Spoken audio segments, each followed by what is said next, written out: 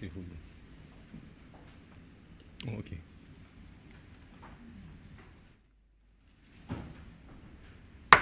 The sitting is resumed. Senator Haynes. Thank you, Mr. President, for recognizing me. We are here for our second straight day after the other place spent a week and a half discussing the contents of a document that's over 400 pages, so we could understand the importance of the exercise that we're performing. As I tuned in over the last several days, I kind of watching numbers in terms of viewership, and I was really wondering whether the public actually understands the importance of this exercise.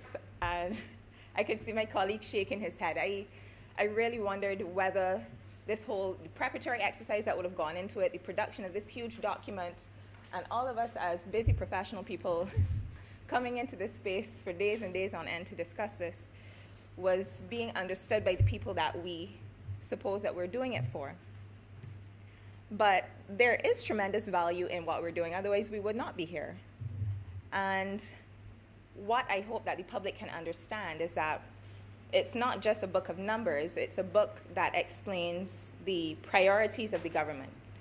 It basically lets us know whether the government is putting its money where its mouth is. It impacts how our kids are educated. It determines whether the state will be there to support you if you fall on hard times. It determines whether your grandmother will be able to continue getting dressings at the polyclinic. And a government's priorities matter on any other day, but matter so much more in perilous times like these, where we're forced to do a lot more with a lot less. In the other place, I heard repeated references made to the government being able to walk while chewing gum, basically referring to the government's apparent talent at multitasking. And it made me cast my mind back on the past year and all of the things that we saw going on, whether it was setting up isolation facilities in what seemed like record speed. We all saw how Harrison's Point, which was an abandoned military base, became a state-of-the-art hospital, basically, with 200 beds and 70-something ventilators, ICU capacity in the space of a few short weeks. Simultaneously, they were procuring the 8,000 tablets and computers that Senator Springer would have made reference to yesterday in an effort to bridge the digital divide that some of our nation's children had fallen victim to because, unfortunately, they were not able to access online learning. Whether it was the ability to simultaneously repatriate thousands of stranded cruise ships, passengers and crew members, or whether it was simultaneously recruiting hundreds of nurses from Ghana, from Cuba, to buttress our nursing complement, not just for, on a regular day we didn't have enough nurses, but when it was compounded by the fact that we were facing a pandemic, it was essential that we had that support, or whether it was getting 60,000 care packages together to make sure that people wouldn't fall through the cracks, or even using our diplomatic relationships to secure enough vaccines, not just for our own population, but enough to share with our neighbors. So we can see that the leadership of the country definitely has been forced to walk while chewing gum, even if they didn't plan to, trying to deal with so many things simultaneously. And the response has been a strong response.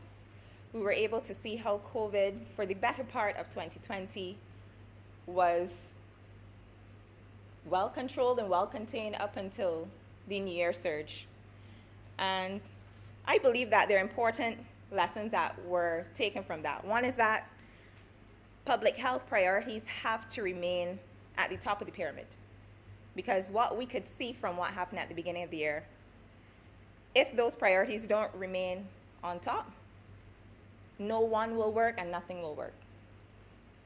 So going forward, we can see how collectively, not just healthcare responders, but everyday individuals making the sacrifices, wearing the masks, following the protocols, we've been able to see that surge finally get to a point where it's looking like we're getting things under control and returning to a level of new normalcy. And long may it stay that way. I wanted to share a bit about an experience that I had early on in the New Year surge. Most might know that I'm a medical doctor by profession, and that's considered frontline. But I was able to, I would say I caught the itch from Senator Cummins. I remember having, no, not, okay, I have to be careful using the word itch, but, but to be honest, I remember, obviously we were all incredibly worried and concerned about what we were seeing. And I just felt like there was more that I could do. And I just remember one Saturday I called Lisa, because I know Lisa's very energetic, always busy, always doing something. And I said, Lisa, man, I just feel like I need to get on the ground. There's something more I can do. And she said, well, we just set up a command center at Best Dos Santos. At that point, that was where they had a backlog on all the testing, and people couldn't get out of quarantine for days and days and days, and people couldn't catch flights to get back home. And I just had a quick conversation with her. She's like, well, I hear in a meeting, but meet me down at Best Dos Santos for 8:30. And that was the beginning of a journey that caused me to close my practice for the last, 2 months? and actually be out there. And I could tell you it has been insightful. It has been fun. I have worked shoulder to shoulder with EMTs, with nurses, with some of the Cuban health professionals. And I remember the very first day and Dr. Walker also was partly responsible for helping me to have this opportunity. But I remember my first phone call with a guy called Dr. Walter Aline, who was responsible for the gymnasium testing site. He was going to train me in donning and doffing. And I had been down to Harrison's Point before and had the opportunity to learn how to don and doff there, but it wasn't something that I had actually been able to apply into practice and being able to make a difference. And he came in on his off day to make sure that I could train. And he told me, I have worked for 21 straight days. And I could tell you, when he said working for 21 straight days, it wasn't sitting on a desk. This is on your feet from 7 o'clock, jaunting in the sun. And PPE is hot. When it's 30 degrees outside, you're under a BDF tent. You're literally dripping sweat under it, and you're swabbing all day. And these people are so committed. He came in on his off day to train me, and I don't know if I had the opportunity to tell him thank you face to face, but I definitely want to tell him thank you now. Not just him. I saw how not just healthcare professionals, doctors and nurses, but the Barbados Defense Force really deserves tremendous recognition. The level of organization, coordination, the logistical stuff that is going on behind all of this, it was just mind-blowing to watch, to the point where the people come into the facility, they're having a pretty seamless experience in terms of the throughput. But really, when you get a glimpse into what's going on behind the scene, the apps and it was really something to experience. And sure, I made no income for 2 months, but it's an experience that I would not trade. So thank you to those responsible. Thank you to Lisa for helping some of that energy to rub off on me. And in terms of, coming back to what we're talking about today, which is the appropriation bill, that what I call the ground game was supported by the transfer of an additional $70 million in healthcare expenditure, in addition to what had already been allocated for the outgoing year in terms of what was assigned to the Ministry of Health and Wellness. But for the upcoming financial year, we're not wholly focused on COVID, because we understand that there are other people out there who have chronic non-communicable diseases, have cancers, have cataracts that need fixing. And as much as possible, we need to make sure that the health system continues to function in a way that avoids any tremendous disruption of service delivery to the rest of the population. So when it comes to putting your money where your mouth is, we've seen increasing expenditure given to the Environmental Health Department. We talk about beating back COVID, That department is responsible for beating back dengue, beating back Zika, and beating back leptospirosis. They have added an additional 40 mosquito control aids. And I understand that there's also an effort to introduce insecticide resistance testing sometime by the middle of the year. The geriatric and the district hospitals will also see increases of their budget. In her second reading speech, the Honourable Prime Minister indicated that supporting the vulnerable, protecting them, would be one of the 3 pillars on which Barbados will make its comeback. So protecting the vulnerable, especially in light of COVID, where we have seen 40 deaths, unfortunately, and disproportionately, it has been the elderly, in many cases, people who haven't left their homes, people as old as 95, bedridden people who have not left their homes, maybe some cases in years, perish from a disease that they didn't go out and catch. So it's great to see that there's a focus on protecting the elderly as well in the allocation of financing. The Barbados Drug Service, which was responsible for stockpiling pharmaceuticals in the months certainly leading up even to our very first COVID case. I remember that there was an effort to make sure that the Barbados Drug Service had stockpiled a certain amount of pharmaceuticals in order to avoid the supply chain disruptions that we had been hearing so much about in 2020. The Emergency Ambulance Service, the Health Promotion Department of the Ministry of Health and Wellness, the Nutrition Department of the Ministry of Health and Wellness, and all polyclinics will be seeing increases in their allocated budgets. And bearing in mind, this is in a setting where our revenues are down and the economy is contracted about $2 billion. The QEH, of course, has not been left out. Of the $252 million allocated to health, $120 million from the Consolidated Fund will be transferred to the QEH, with another $50 million projected to be generated from the health services contribution, while another $3 million is expected to be generated from service delivery, including private surgeries being performed at the QEH. Much has been said about the cancer project and the cardiology project, but one thing is for sure, everybody has a story about that time in A&E. So I think the project that Barbadians will be most excited to hear about would be the Accident and Emergency Project. Phase 1 of this new 9,000 square foot department is expected to be completed shortly. This is the first expansion of the Accident and Emergency Department since the early 1980s. It will see not only an expanded waiting room, but it will see the addition of critical care beds, increasing from 2 stat room beds to 6. It will see a dedicated pediatric section and a modern ambulance bay which can accommodate up to 4 ambulances. And not only is the physical footprint of the QEH being expanded, but they're also committing to expanding the staffing complement with the addition of an interventional radiologist, a gastroenterologist, and 2 sonographers. And if you guys know what a sonographer does, basically they're the ones that do the ultrasounds. And right now, the waiting list time for ultrasound at QH is roughly 8 months.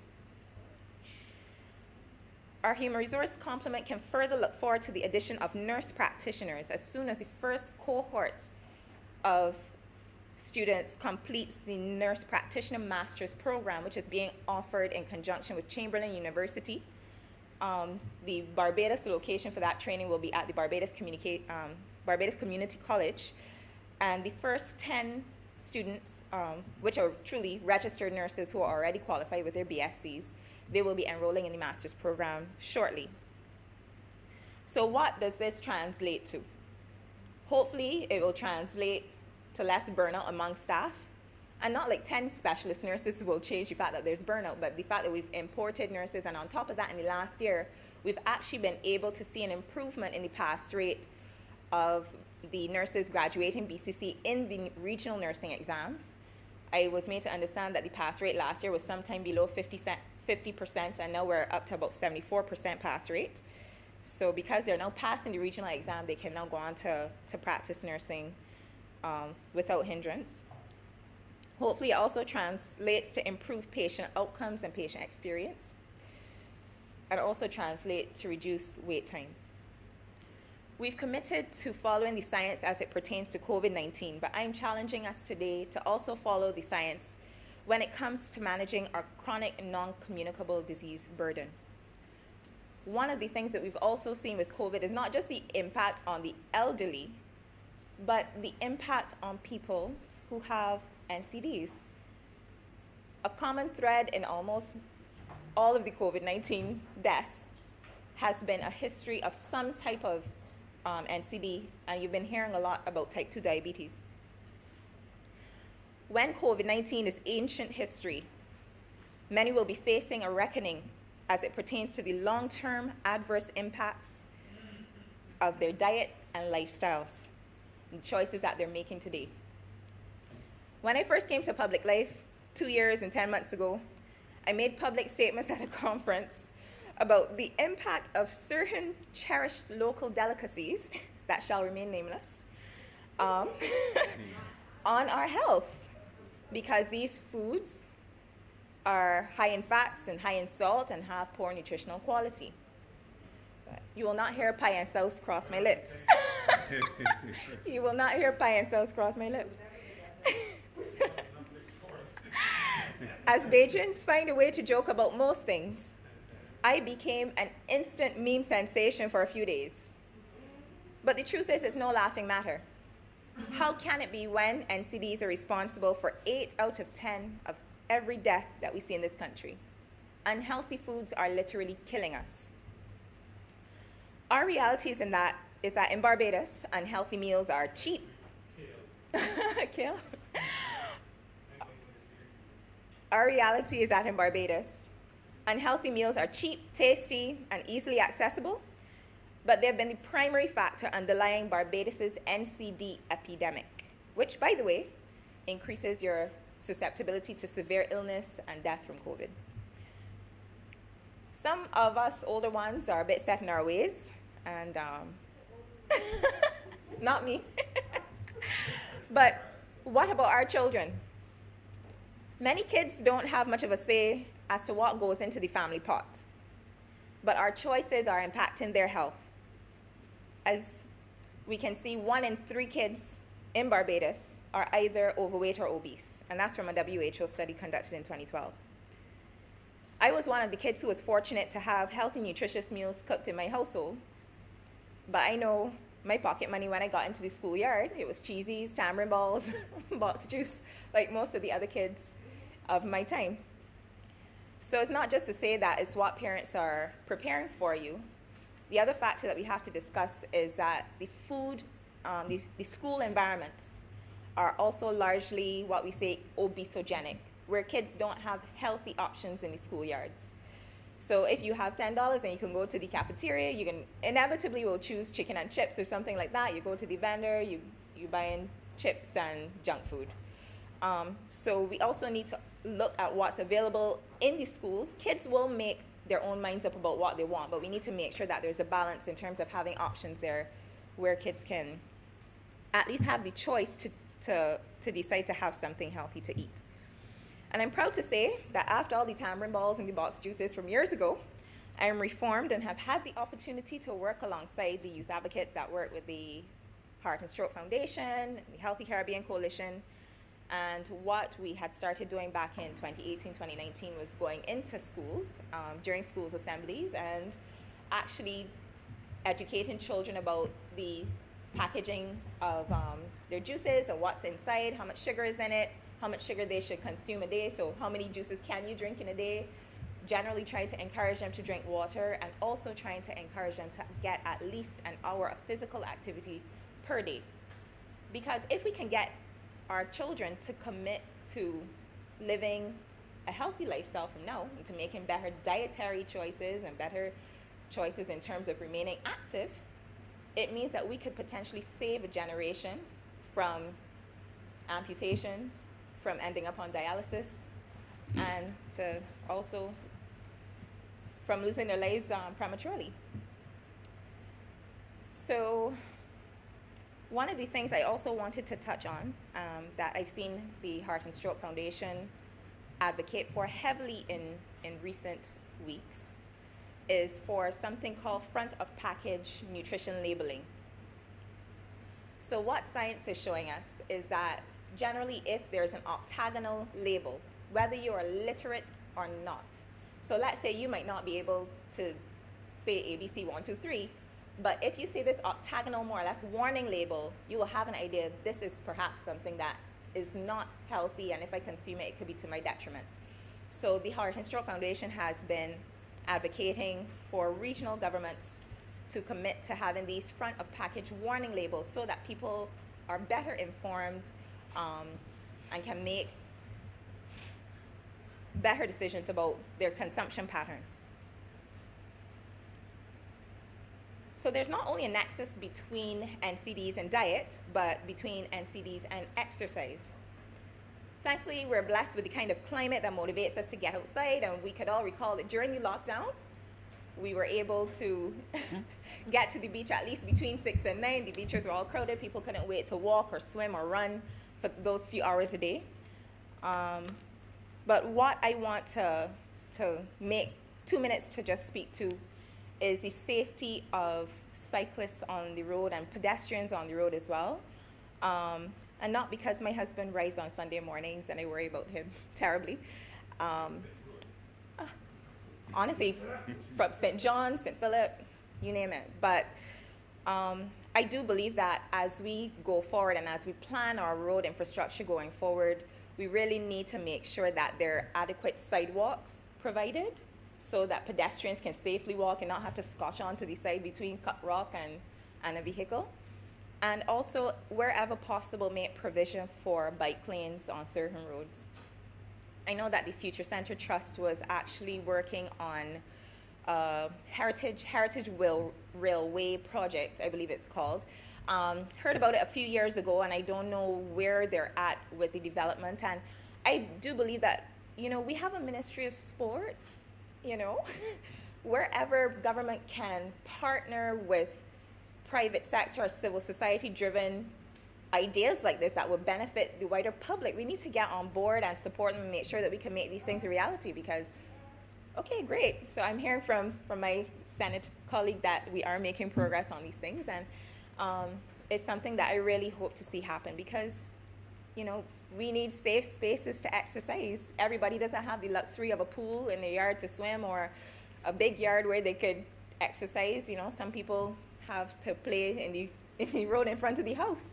So we need to make sure that there are safe public spaces for people to access and to get out and to remain active. So diverting a little bit from health, there was one other thing I wanted to touch on. So obviously we just spoke about the value of nutrition in terms of our children being able to eat well and so on, and I, like many of you, would have read a recent article published in a very popular news outlet a couple Sundays ago regarding the treatment of a ward of the state while in custody. And based on the reports in the article, a lot of this stemmed around the fact that she simply was not happy with the meals that were being provided. And things would have escalated from there probably and ended up in a situation where she found herself in solitary confinement, missing important articles of clothing, not having bathroom privileges. And I, like many others, was horrified, to be honest, when I read how this child had been treated, because I thought to myself, I can't even imagine that we treat hardened criminals like murderers like this. And this child was in custody for a nonviolent offense. I joined Twitter just about a year ago, and I wasn't too active on it, but I realized that is a space where a lot of Barbadian youth are engaged. A lot of us are not aware that young people are as keyed in or as tuned in or as interested in as they are, but they don't engage in the ways that we do. They won't call brass tacks necessarily or, tap into those kinds of avenues. But Twitter was completely on fire with this case because obviously hearing that another young person had been treated that way definitely struck a chord with a number of young people. And we saw youth leaders, including a CARICOM youth ambassador, a Queen's young leader, the Prime Minister of the National Youth Parliament, the Chairman of the National Youth Policy Committee, all band together and unify to stage a virtual protest, obviously, because you can't picket in the streets during a pandemic, but just trying their best to advocate on behalf of a voiceless young girl. And I will be honest, I was really, really heartened to see the level of engagement from our youth community, and that these young leaders didn't just accept positions and stay silent, but that they actively engaged, they wrote letters, they mobilized other young people to agitate and to advocate on behalf of a child who was violated in the worst possible way while under our care. I will say that I have seen the Minister of Home Affairs, the current Minister of Home Affairs, his response in other situations, including his response to the South Coast sewage crisis. We saw how that was resolved in short order. His response as well to the COVID situation at the prison. And I do have confidence in him. He has not run out of steam. Based on his statements on Saturday, I could see that he was very, very emotional. And I know that he feels the same way that I did about what he must have heard coming out of the investigation. He must know a lot more than I do. And I have no doubt that we will see long needed change finally come to not just the girls' institution, but the boys' institution as well. But what I will say is that I would like to see a greater level of youth involvement in these processes. What the youth advocates are basically saying is, we don't want you to make decisions about us without us.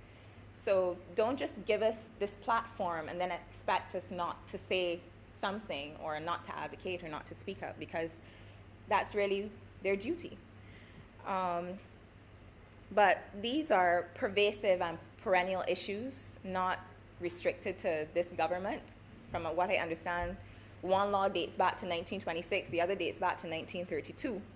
And successive governments honestly have failed to address it. And I am proud to know that this government is the one under which we will finally see these archaic practices outlawed. I actually don't have much more to add because I've spoken to the things that I feel most passionate about, and I commend the bill to the House. Thank you. Thank you very much, Senator Dr. Haynes. Senator Hunt.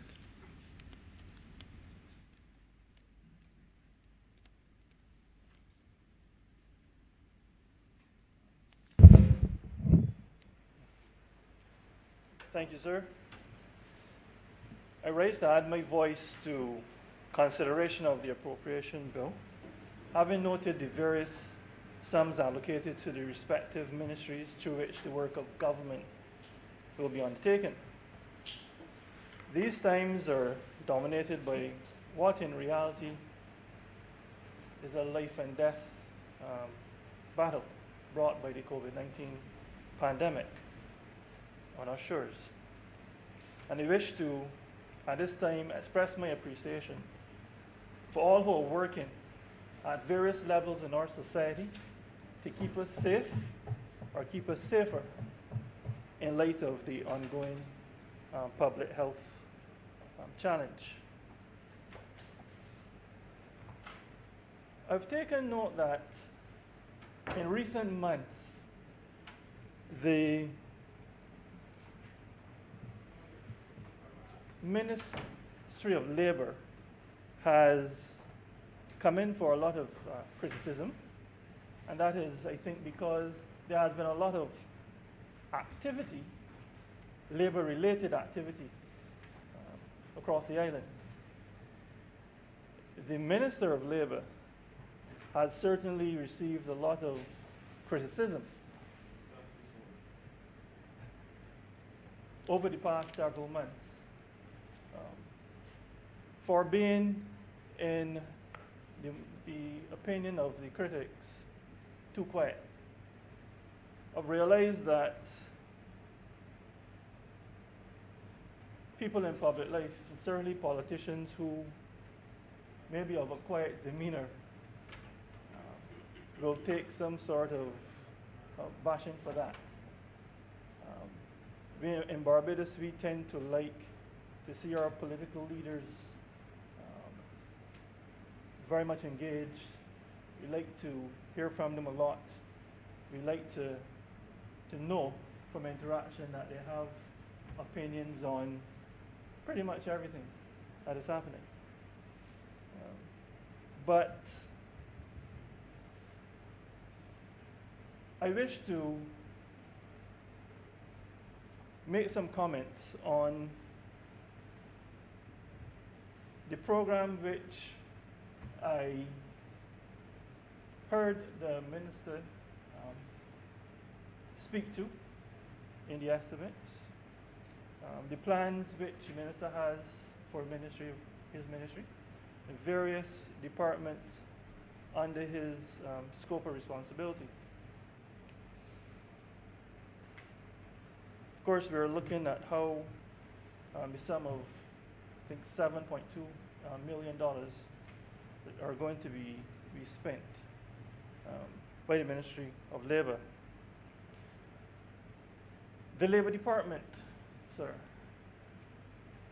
The Labour Department is one of those entities which plays a very important role in ensuring that there's industrial peace in the country. There are persons who do not have the benefit of trade union membership and who are able to access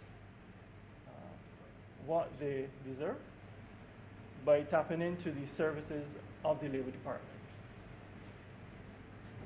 Of course, the Labour Department also provides services used by trade union representatives trying to assist employed people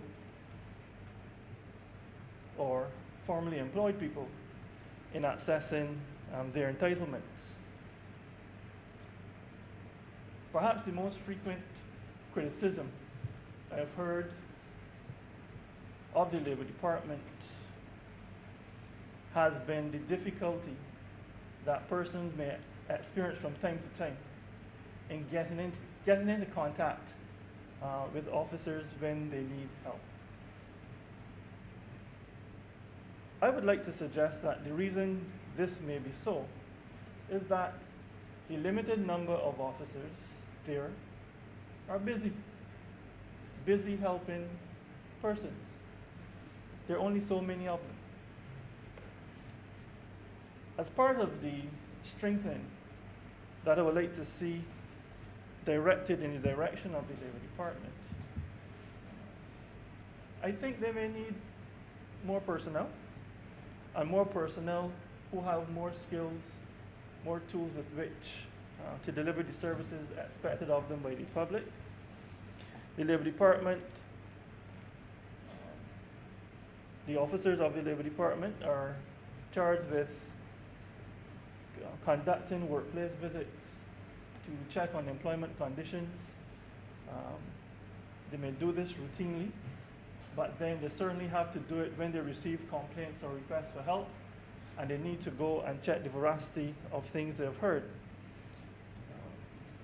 Naturally, that is going to have a direct impact, especially as employment conditions go in the direction where there are going to be more complaints or more requests for help by working people. It certainly is going to lead to more field visits by Labour officers, who therefore, I suppose, will be making more claims for travel allowances and those kinds of related costs.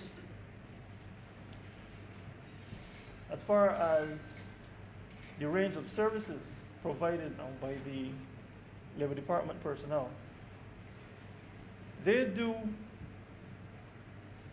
provide what I have seen firsthand are some heavily subscribed training seminars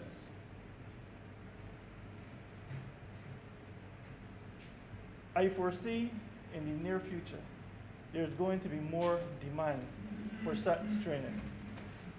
And as such, I would expect, I hope, in fact, that resources will be made available to them to provide more high quality training sessions for those people who need them.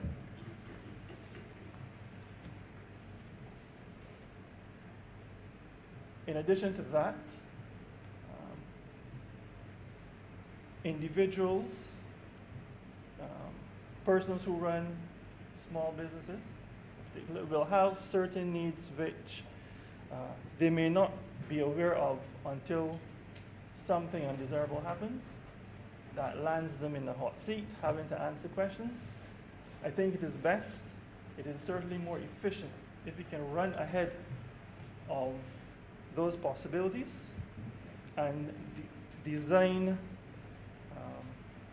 some sort of forum through which we can provide individuals and those particularly, as I said, who run small businesses with information that they need so that they meet their social responsibility as far as employment is concerned. Earlier today, we heard some views expressed about the Employment Rights Tribunal. Now, the Employment Rights Tribunal, as this chamber would know, was created by the Employment Rights Act. Tribunals generally exist as ways through which persons in the society can access justice at a relatively lower cost, lower than if you have to go to court. Justice is supposed to be faster. One of the benefits, additional benefits that tribunals bring is supposed to be greater flexibility in working to deliver solutions that people can live with. Tribunals also, and certainly the Employment Rights Tribunal, it serves an important function in making it possible for the individual worker who has suffered some employment injustice to not have to face what in a situation like that may be an intimidating force in the form of an employer who has usurped their right or who is in the process of unfairing them, as we say in Barbados. Whereas companies can afford to hire attorneys from influential or firms, law firms. And so I just realized that my friend, Senator Boyce, is no longer with us. But I had told him, if I promised him at lunchtime that I would trouble him on this point. Because whereas companies can afford to hire attorneys to represent their interests at a tribunal, like he has done recently, the typical employee cannot. And I have seen by attending hearings of the tribunal that the small man, the small person, perhaps I should say to be politically correct, who presents themselves, their case to the tribunal in search of justice, they do not actually need to have an attorney in order to get what they are entitled to. Fortunately, most cases which have been heard and decided by the tribunal has allowed the tribunal to maintain a record for delivering decisions of a high quality.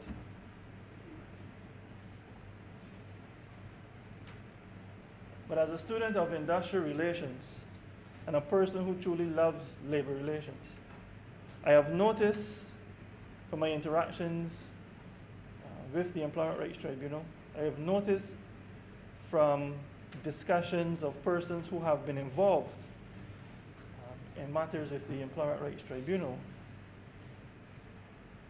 that it is capable of doing a lot more of what is needed in our country. The Secretariat of the Employment Rights Tribunal needs to be properly appointed. It needs staff. The staff that it has now, very professional.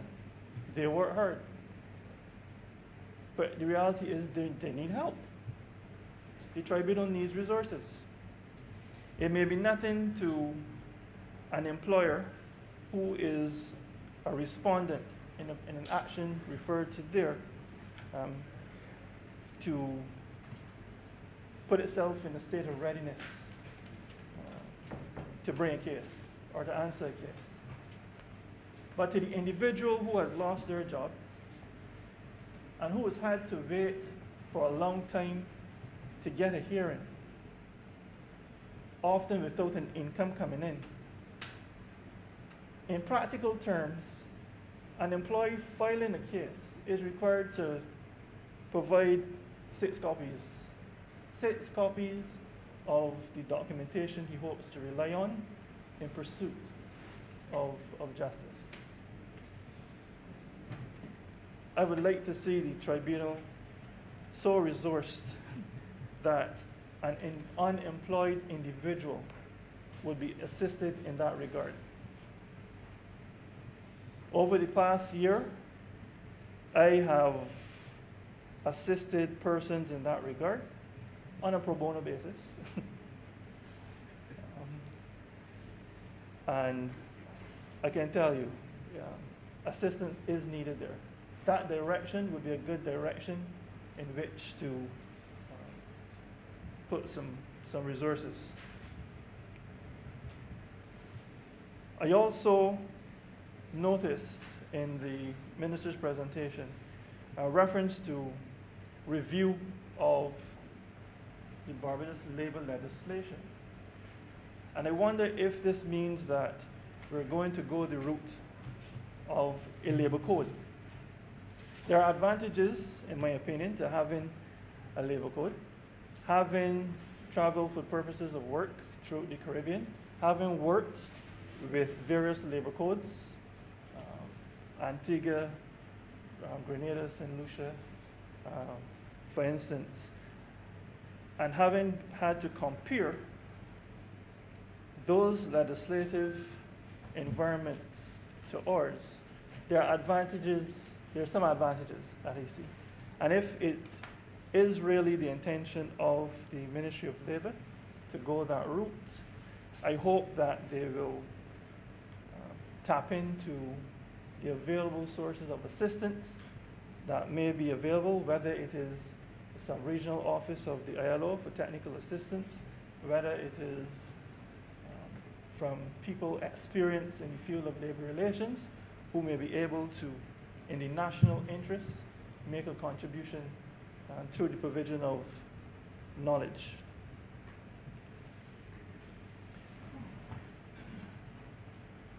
In Barbados, sir, we have a unique, I almost said peculiar, we have a unique interpretation of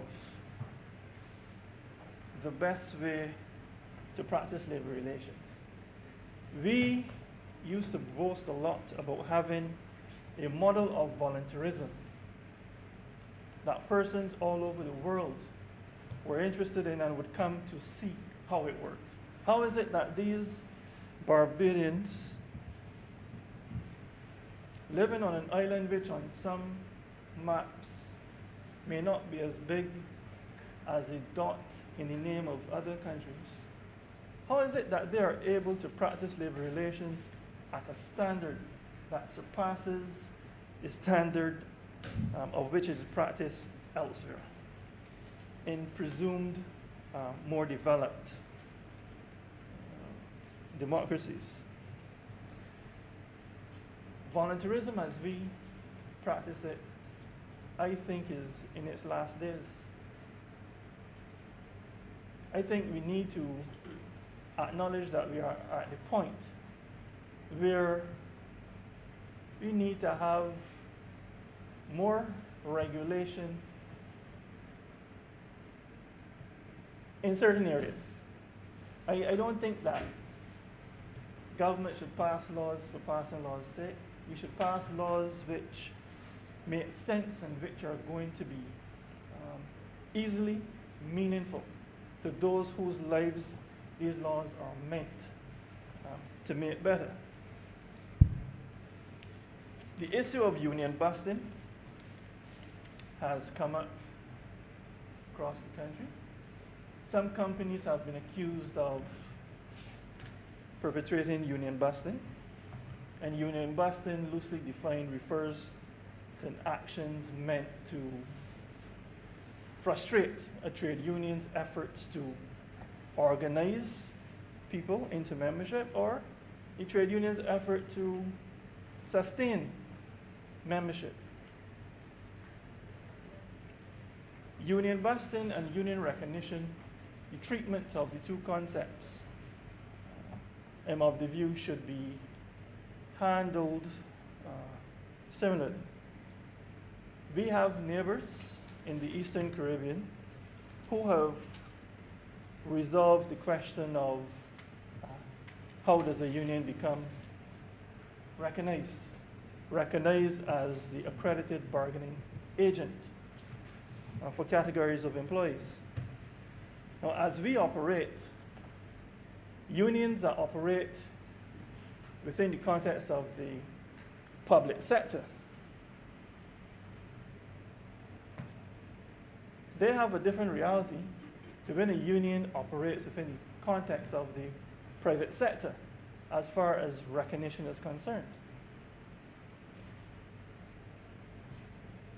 But it is usually in the context of the private sector that cries about union busting will occur. At present, our system holds that if a union is able to show through the assistance of the Labor Department that it has a simple majority of persons within a particular category that they've requested to be recognized in respect of, that they should get that recognition, that status as a bargaining agent. But the reality is, where that recognition does happen, it is usually as a result of moral suasion. The employer agrees that it is only the right thing to do to recognize the union, because defiant companies, normally coming from North America, will challenge unions to show them the law that says they must recognize the union under those conditions. We are in 2021. I think we are at the stage where we should be in a position to show them the laws that say they have to recognize the union under those conditions. And if that is something that the unions think they would support, then the unions must be mindful that with that type of union certification is likely to come union decertification. So that if the union does not maintain the confidence of a sufficient number of employees in an enterprise, then an employee, as happens elsewhere in the region, an employee can trigger a process by which a union can become decertified if it loses the basis on which it was entitled to be so recognized. But we have to stop leaving such important decisions to the whims and fancies, to the standards of morality of persons running companies. Because if the complaints that we've been hearing are accurate, often persons put in charge of companies or who own the companies are of a different moral persuasion than that of the Barbadian collective. Now, as I was reading through various documents and preparing to make a contribution to this debate, to keep myself awake, I listened to the late Peter Tosh, a Jamaican musician, where he was saying that everyone is crying out for peace, but none is crying out for justice. And it struck me that phonetically, peace sounds like peace. P-E-A-C-E sounds like P-I-E-C-E.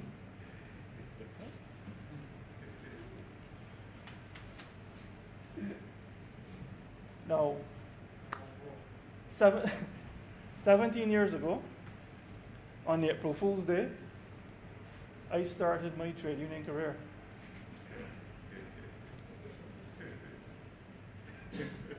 I understand that on April 1st this year, we are to have new minimum wage. Everybody wants peace, or a bigger peace. Now, I expect to deal with the whole issue of minimum wage within the context of our labor relations in a more copious way at a later time. But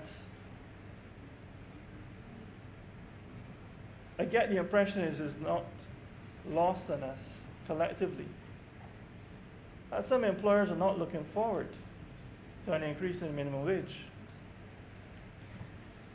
And those of us who are realistic will recognize that some employers will now look for ways to do work using less employees, because there will be efforts to maintain some measure of stability in labor costs. So that if the basic rate, the basic cost of labor goes up, you may find that enterprises may try to mitigate those increases by trying to do at least as much work but using less employees. I am aware of instances where, through collective bargaining, certain increases were agreed upon. But sometimes, as a negotiator, you have to be keeping in your mind, is what I am asking for going to be sustainable? You may draw on your skills as a negotiator to persuade a company to agree with you. And I've seen sometimes companies agree to things they cannot sustain, which then only resulted not too long after in job losses. You do not need that type of outcome. Anything negotiated and agreed should be sustainable. I'm hoping that part of how the resources going to the Ministry of Labor will be allocated will be along the lines of sensitization initiatives that broaden the platform on which collective bargaining will be done in the future. I think for too many years, persons have paid lip service to talk about productivity. You usually hear about productivity when it's time to negotiate salary increases. And as soon as there's a nail-biting finish and there's a settlement, the talk about productivity disappears. I'm aware of circumstances where I can think of a company, which I will not name, obviously, but it was a company where government owned 100% of the shares. And this happened early in my trade union career. So government owned 100% of the shares. Company was not profitable. It made significant losses.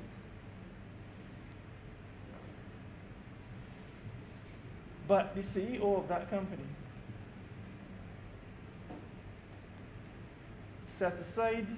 he would set aside every year in his budgeting a sum of money that we would have available to staff through collective bargaining. So everybody would could get up to a certain amount of salary increase. But then there was a sum of money set aside that, based on how an employee did, using the performance appraisal system that we negotiated with the company, an employee would get another increase on top of what was negotiated across the board, so that the total amount that an individual ended up with was influenced directly by the individual's measured contribution to the bottom line. And perhaps ironically, that company was able to reduce its losses. And when it got to the point where it looked as if it was going to was going to break even, and on that trajectory, it did not seem unlikely that it would get into profitability. Well, unfortunately, the winds of political change blew. That CEO lost his job, and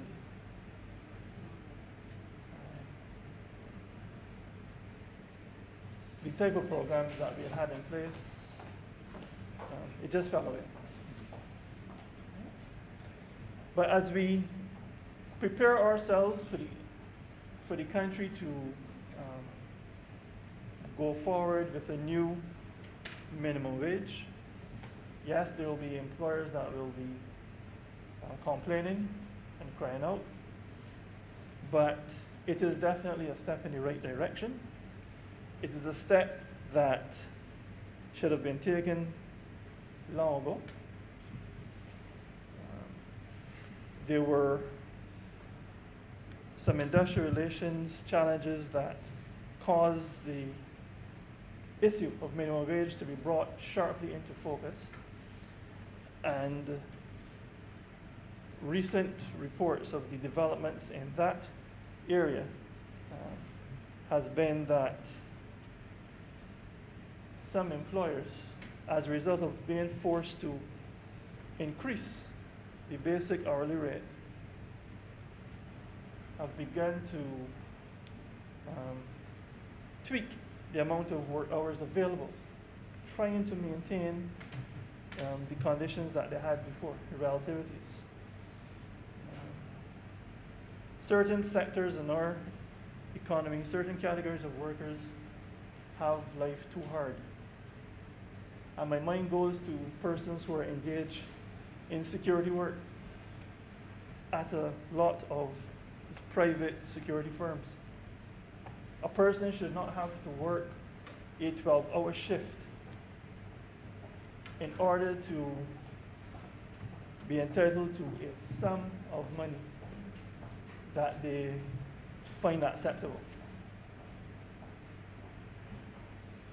When you look at the need for persons to travel from home to work, and to travel after a 12-hour shift from work to home, and you see that more than half the day certainly is engaged directly either in getting to work, being at work, or getting back home from work. There's not enough provision made for the person as an individual. Through discussion, through social dialogue that, as we used to have it years ago, I am hoping that the ministry will provide some leadership as for the future of collective bargaining.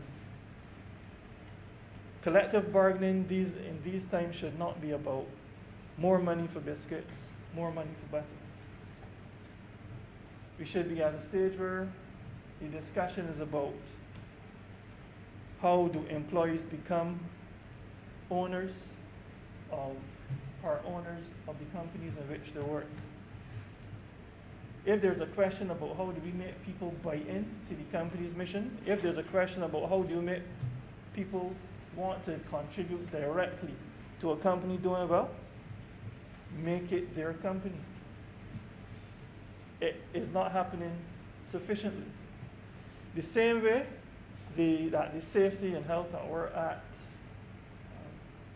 piece of legislation for which regulations are still outstanding. I'm aware that CITUSAB had made some submissions about what they thought these regulations should look like back in mid-2012. 9 years later, we are still waiting for regulations for the Safety and Health at Work Act. But one good thing about the Safety and Health at Work Act is that it encourages joint management of the safety culture within companies. Section 103. Now, the same way how the safety legislation makes it necessary for employees to be part of the management of the safety culture in their company. I've noticed that the Occupational Pension Benefits Act 2003 makes provision for employees of enterprises that have pension plans to be represented on the Board of Trustees. But there's a practice where the management of the company chooses the employer rep, the employee rep. Now, the same way that the Safety and Health at Work Act makes it clear that the trade union recognized for collective bargaining purposes selects the employee reps on the safety committee. I hope we go in the direction where the trade union also selects who is the employee's rep on something as important as the trustees overseeing what happens to employees' pensions. So it should not just be about more money for bread, more money for butter. It should be about helping our workforce have a longer vision for themselves and their careers. Now, this year has seen, the last year has seen unemployment levels rise to unprecedented levels. Senator Sands, in his presentation, he was speaking about housing initiatives and housing initiatives as a possible means through which the high level of unemployment can be dealt with. And he too referred to the high unemployment in Barbados. But we have heard about record numbers of persons registering as unemployed persons. We know that the unemployment levels have risen. Exactly where to? I wish I knew. The Ministry of Labor's website has information up to 2018. A modern Barbados has to embrace the making of intelligent decisions, and recognizing that the making of intelligent decisions requires business intelligence. We need information. Right? Government has a balancing act to sustain in a space where priorities are changing constantly. We recognize this. We all have a part to play in supporting the government in achieving its initiatives. We all have a part to play because this is our Barbados. And the primary beneficiaries of all that Barbados has to offer will be Barbadians and those who live in Barbados, those who live and work in Barbados. Now, reference was made more than once today, sir, about a recent occurrence which I consider to be of a sensitive nature, involving a child which we are told is under the review of the Ministry of Home Affairs. In recognition of the sensitive nature of that matter and of the fact that there is, I take it to be investigatory work ongoing and probably in the early stages still, I will not delve deeply into it. But I will say that in Barbados we need to take fresh guard in respect of this concept called the best interest of the child. The best interest of the child, for anyone wanting to get a better appreciation for what is meant by that, Article 3 of the United Nations Convention on the Rights of the Child spells out what it is. Earlier this year, this concept of the best interest of the child came to mind because there was a perspective shared relative to child custody and the right to access to children, given the state that the country was in, with some, more restrictive curfew. Fortunately, the Attorney General promptly lent his voice to the matter and provided clarity of a nature that most people understood. The best interest of the child has been a concept that perhaps is most frequently discussed or mentioned in the context of family law. But there are other areas, as the current matter about which I mentioned, I'm not going to get deeply into now. It has to do with all matters of justice involving children. I am hoping, as I have hopes relative to the labor issues proper, that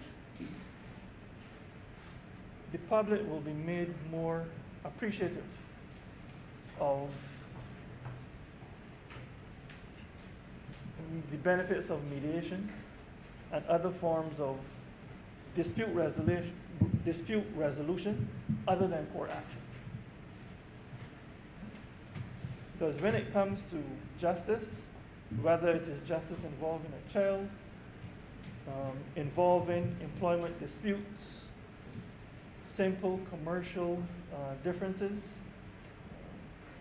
time, money, and anxiety can be spared if we were to go that route more than we do now. In 2010, there was a good initiative run under the Justice Improvement Program Secretariat, where persons were trained in mediation. Some persons were even trained to be trainers of mediation. But unfortunately, as happens sometimes, persons who did the program, probably due to some administrative hiccup, had difficulties proving that they did the program and were trained and certified to utilize the skills that they gained, skills which would have put them in a position to contribute to the society in quashing disturbances of various of various origins. Sir, in 1986, the late Right Excellent Earl Walton Barrow led the country on an exercise of asking what mirror image we have of ourselves. In modern times, the current Prime Minister has been leading the country in what, to my mind, seems to be an exercise meant to answer that question in terms of us saying to the world, saying to ourselves first, and saying to the world of ourselves, this ideal, that ideal, is who we are. When it comes to justice, whether in the context of the criminal justice system, or whether in the context of the work environment, who we are as a country. We are a people who are honest, hardworking, who give of our best, and who expect to get the best in return.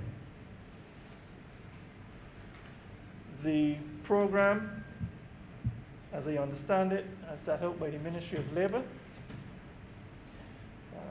positions the ministry, positions the constituents of the ministry to benefit in ways which are going to redound to the macro improvement of the country.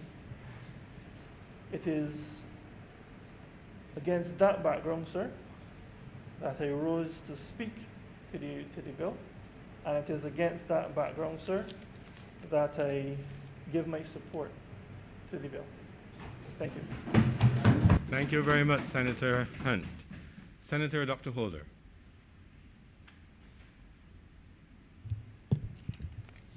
Thank you very much, Mr. President. I rise at this time to make a short contribution.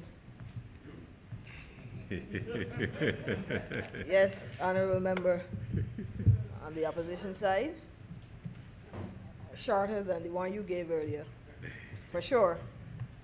As I support, Mr. President, the bill that is before the chamber at this time, I know that we have about 4 senators on this side who are intimately involved in some of the ministries represented in the bill, and who obviously would speak to their respective ministries. But I approach my review of this, I would say, Mr. President, at a very macro level. And I try to glean from it what it is that our government intends on doing over the next year. And I therefore wish to coin my presentation along the lines of my assessment, which is re-engineering for growth. I heard earlier the Build Back Better, is it? Concept. There are those that talk about reset. But for me, I prefer this to use as my title, because I believe when this party came to office in 2018, its focus was on engineering for growth. And I put the prefix re because it would appear as if we now have to restart this process again. So we have now to re-engineer for growth. And I wish to, again, as I normally do, set context and begin, first of all, Mr. President, by sharing some thoughts on what I heard Senator Boyce shared earlier.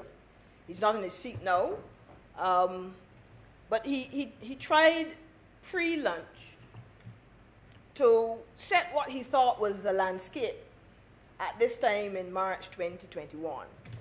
And he talked about the counter-cyclical approach. He delved in a little bit to economic theory and so on. But I felt that the honourable member left out one critical part of his assessment. Yes, it is true that during the past months, we've had to, as a government, borrow to shore up our expenditure. We've had to borrow to make sure that we can provide for the vulnerable in our society. And Mr. President, I will be the first to raise my hand to say I believe strongly in the interventionist role of government. I abhor the strict capitalist approach to development. And so we understood and appreciated that government had to play a role. The facts are that with a decline in economic activity, we know that COVID-19 would have affected our primary foreign exchange earner, tourism to the effect. I believe we heard data being shared prior of the cancellation of flights, the loss of revenue, the bookings for hotels, and by extension, the ancillary services that would be affected. So this was our reality. So we had to borrow. Government had to intervene within the economy and make sure that we had the money to shore up our expenditure.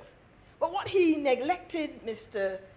President, to share is that that could only have happened because of the prudent management of the economy for the last 21 months.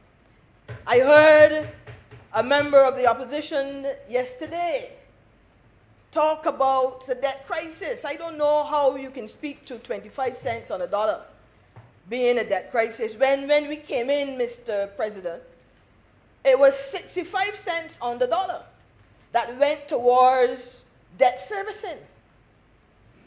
So if you're going to refer to 25 cents as a debt crisis, I don't know what that was. But the fact that you can borrow now is testimony to where the economy is at this point in time. This is no small feat. And I believe that we need to put this into context and give the government the credit where it is due. Now, many of you know that when there's a need for criticism, I will give that. Equally, Mr. President, I believe that when there is a time for praise, that we ought to give that as well. Our ability to borrow, Mr. President, was realized because of the fact that for 21 months, the government sought to restructure this economy. Yes, we had to restructure the debt. We had to shore up our foreign reserves. But more importantly than those facts, for me, is that we had to demonstrate a level of discipline and prudence in the management of our affairs that would engender confidence again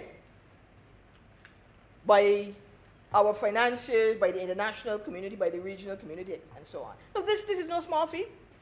Because we can borrow today is testimony to the fact that people want to lend us. Mr. President, we could not borrow prior to 2018 June. We couldn't. And if we did, it was at very high interest rates. Nobody wanted to lend to Barbados. So we had to restructure the debt. Yes, I agree that with such a restructuring, there was some pain in the economy. There was some pain at the level of our community. But we understood that we were engineering. We understood that we were positioning the economy, having achieved the title that no country would want to have been the third indebted country in the world. So the fact that we can talk about being prepared somewhat for the impact of this pandemic, in my view, has to be placed within the context of that 21-month prior and the work that was done to position us. Now, there are those who say no one saw COVID-19 coming. No one could have anticipated this. There's a view that, you know, there are those who hundreds of years ago might have thought. Senator Rogers? you read the books, you know. But there's one that I believe, the one who is sovereign and omniscient, that knew it. And therefore, I am very, very satisfied today that things would have changed the way they did, because God forbid that we would have a 2021 going through COVID-19, 2020, 2021 going through COVID-19, with the kind of leadership that we saw prior to June 2018. God forbid, Mr. President.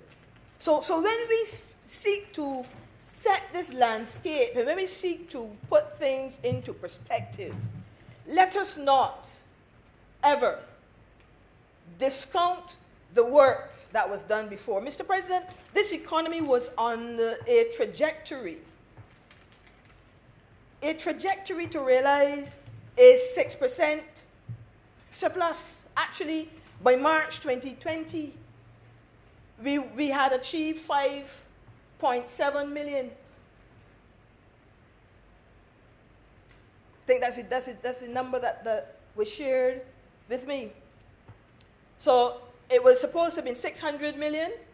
It was 5.7. 500, I think it was 0.7. We didn't get the full 600 million, the 6%, because obviously having now to adjust based on COVID. But it was on that path. Up comes COVID-19. So when we stand in this chamber now in March 2021 to speak on these estimates, and to speak on this appropriation bill, we're doing so cognizant that the last 12 years, yes, the last 12 months, yes, have been rough. Oh my goodness, have been rough for all areas of this economy. Government got it right sometimes, and sometimes, in my view, yes, we didn't get it right. But overall, we are in a much better place today to deal with the issues because of that work that was done before. So when I look then at the estimates, I see a plan, a strategy to re-engineer now for growth. I see a plan, Mr. President, sir, that looks at what I call the internal agenda and the external agenda. I'm trying to look at it from a very macro perspective. And there are a few ministries that I've singled out to share a few thoughts around. And before I get into the issue of the small business and business in general, still a part of my introduction, Mr. President. I listened to the opposition, and the two opposition members don't ever, in my view, Mr. President, disappoint me. That's the truth. They don't disappoint. And I sought to really put them, you know, into history. What could I identify to help me to understand them? And no, not going to Shakespeare. I heard the leader of government business. I hear his comments. But they remind me, Mr. President, of that English fairy tale about Henny Penny. Henny Penny. They remind me about that English fairy tale. I think in the U.S. is referred to as Chicken Little. And here is a children's story. Where Henny Penny, Mr. President, was out in the field and an acorn dropped on her head. And this acorn dropped on her head. She didn't look around. She didn't pay attention to what it was. But immediately conjured up this concept that the sky is falling. The sky is falling. The sky is falling. And Henny Penny was able to go and get Cocky Locky and Goosey Poosey and Turkey Lurkey and Foxy Woxy and all of these, was able to convince them to go to the king because the sky is falling, the sky is falling. And as we said, the opposition don't disappoint me. No, I'm not calling anybody on that side, Henny Penny. I'm not calling anyone there, Henny Penny. I definitely will not call the member in his seat, Cocky Locky. But I will say, Mr. President, you can expect to hear from them the sky is falling. The alarm goes up, the sky is falling. When you look at the environment we're in, a simple matter is, you know, but the sky is falling. And that reminds me so much of my good colleague, my friend over there. The sky is falling. Set all kind of alarm. You heard, I heard a member yesterday, I was wondering what economy was the honourable member talking about. The sky is falling, the sky is falling. Mr. President, there is no alarm here. There is no alarm. There is no, I will not call the honourable member Cocky Locky, but Henny Penny did go to Cocky Locky first. To you know, try to convert them with this ideology, I call it. But what is it we have before us this afternoon? Mr. President, re-engineering for growth.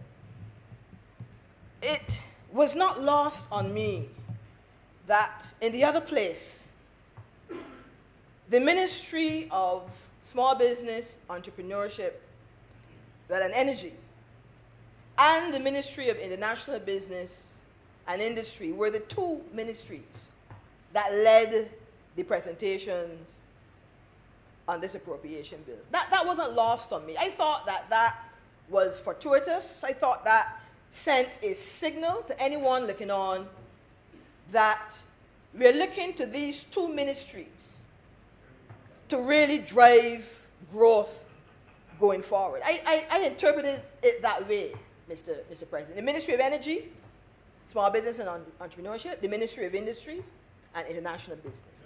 Because the facts are, we've been talking about tourism. I don't listen to their sides. Can't hear him. We talk about tourism, and yes, for decades, everybody's been, we need to diversify, we need to diversify. We know that. We know that there's a need for diversification. It will not happen, though, by the snap of a finger. It is a process for you really to develop, sunrise industries, for you to develop industries. You need time. You need a legislative apparatus. You need investment. You need training to get competent labor and so on. So it takes time.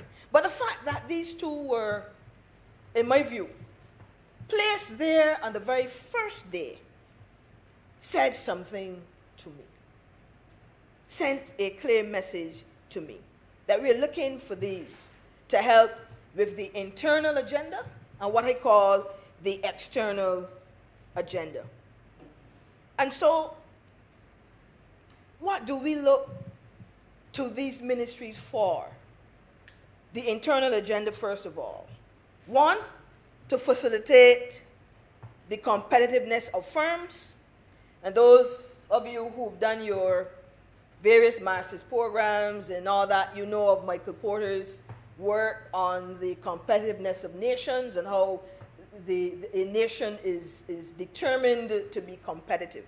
You must have competitive advantage. You must be able to develop industries domestically that are able to innovate to the point where the goods and the services being produced are competitive enough that they can hold market share when you obviously have to encourage, or when you have to receive, I should say, the imports from other countries. You must be able to position your internal industries, your domestic industries, to be innovative and to be competitive, to give you competitive advantage. And so the internal agenda I saw was to facilitate the competitiveness of firms, sir, to facilitate also the creation of further economic activity. Tourism will always be, in my view, for the foreseeable future, the low-hanging fruit. Let's not kid ourselves. This will be the low-hanging fruit. But what are some of the other things that we can do now to help with the competitiveness of our firms and to further create and to stimulate economic activity? And so when I look at the work being proposed by the Ministry of Energy, Small Business and Entrepreneurship, and by the Ministry of Industry and International Business, I see an effort towards achieving that. I see, first of all, when it comes to generating economic activity, I see the focus, Mr. President, on decriminalizing our vendors, for example. I see the focus on making sure that our vendors and those who aspire at this point in time to turn that gifting they have, that ability they have, to monetize that, to commercialize that they can find a place in vending. For too long, Mr. President, as you know, this sector of our economy has had its challenges with the law. We can't blame the law, but the law, our police officers will only enforce what is on the statute books. So we need to be able to come up now with a legislative regime that allows them to ply their trade, that allows them to make an honest living from vending, a safe living from vending. I support, Mr. President, relooking how we treat to those on the highway. I don't like the idea, to be honest with you, of having lots of vendors on the highway, on our ABC highway. I think it is dangerous. I think it is extremely dangerous. And so I look forward to the opportunity when we'll have, Mr. President, specific locations identified off the highway that we can have cohorts of persons who can set up and vend and ply their trade. I think that will help with the economic activity we're talking about. And Mr. President, the truth is, what COVID-19 has shown us is that while the planes were parked and the hotels were closed for the most part, the fact is we were relying on our vendors. We were relying on those in the agricultural sector in particular to provide our food for us. So it tells me that our vendors can assist with that food security, and might I add, that nutritional security that we want to see. I mean, I'm sure all of us would agree that it's a lot healthier for us to buy from our local farmers than for us to even buy the imported vegetables. So we're not just talking about food security, we're talking about nutritional security as well.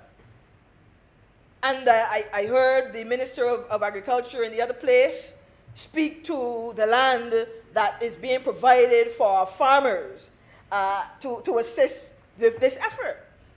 I think it is called FEED, the FEED program, and other projects within the Ministry of Agriculture.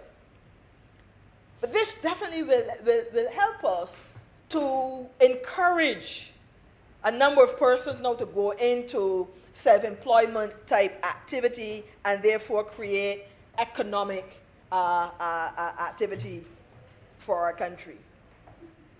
Mr. President, but it doesn't stop there. Beyond the focus on our vendors, we know that there are a number of micro firms in the formal and informal economy that are also benefiting at this time and stand to benefit at this time. from the work being done by the ministry. It includes the stimulus support that has been identified, that has been provided, primarily through the Barbados Trust Fund Limited and Fund Access. And a lot of these are at the micro level. Now, Mr. President, let me stick a pin here. The truth is, I've heard a lot of people talk about small businesses. I tell you, it is now such a common part of our lexicon. Lots of people talking about it. I'm of the view, Mr. President, a lot of people don't understand this sector. It seems to be the sexy thing to talk about now. From where I sit, wearing another hat, I have been through, had to work with, rather, correct my language, I've had to work with about 7 ministers responsible for small business. 7. Wearing another hat, Mr. President. 7. Some listened, some didn't listen. Some felt they knew. Clearly they didn't know. I said I've been through 7. I've worked with 7. I've had to relate to 7 in my lifetime thus far as an administrator in this sector. Okay? Mr. President, I've seen a lot, I've heard a lot.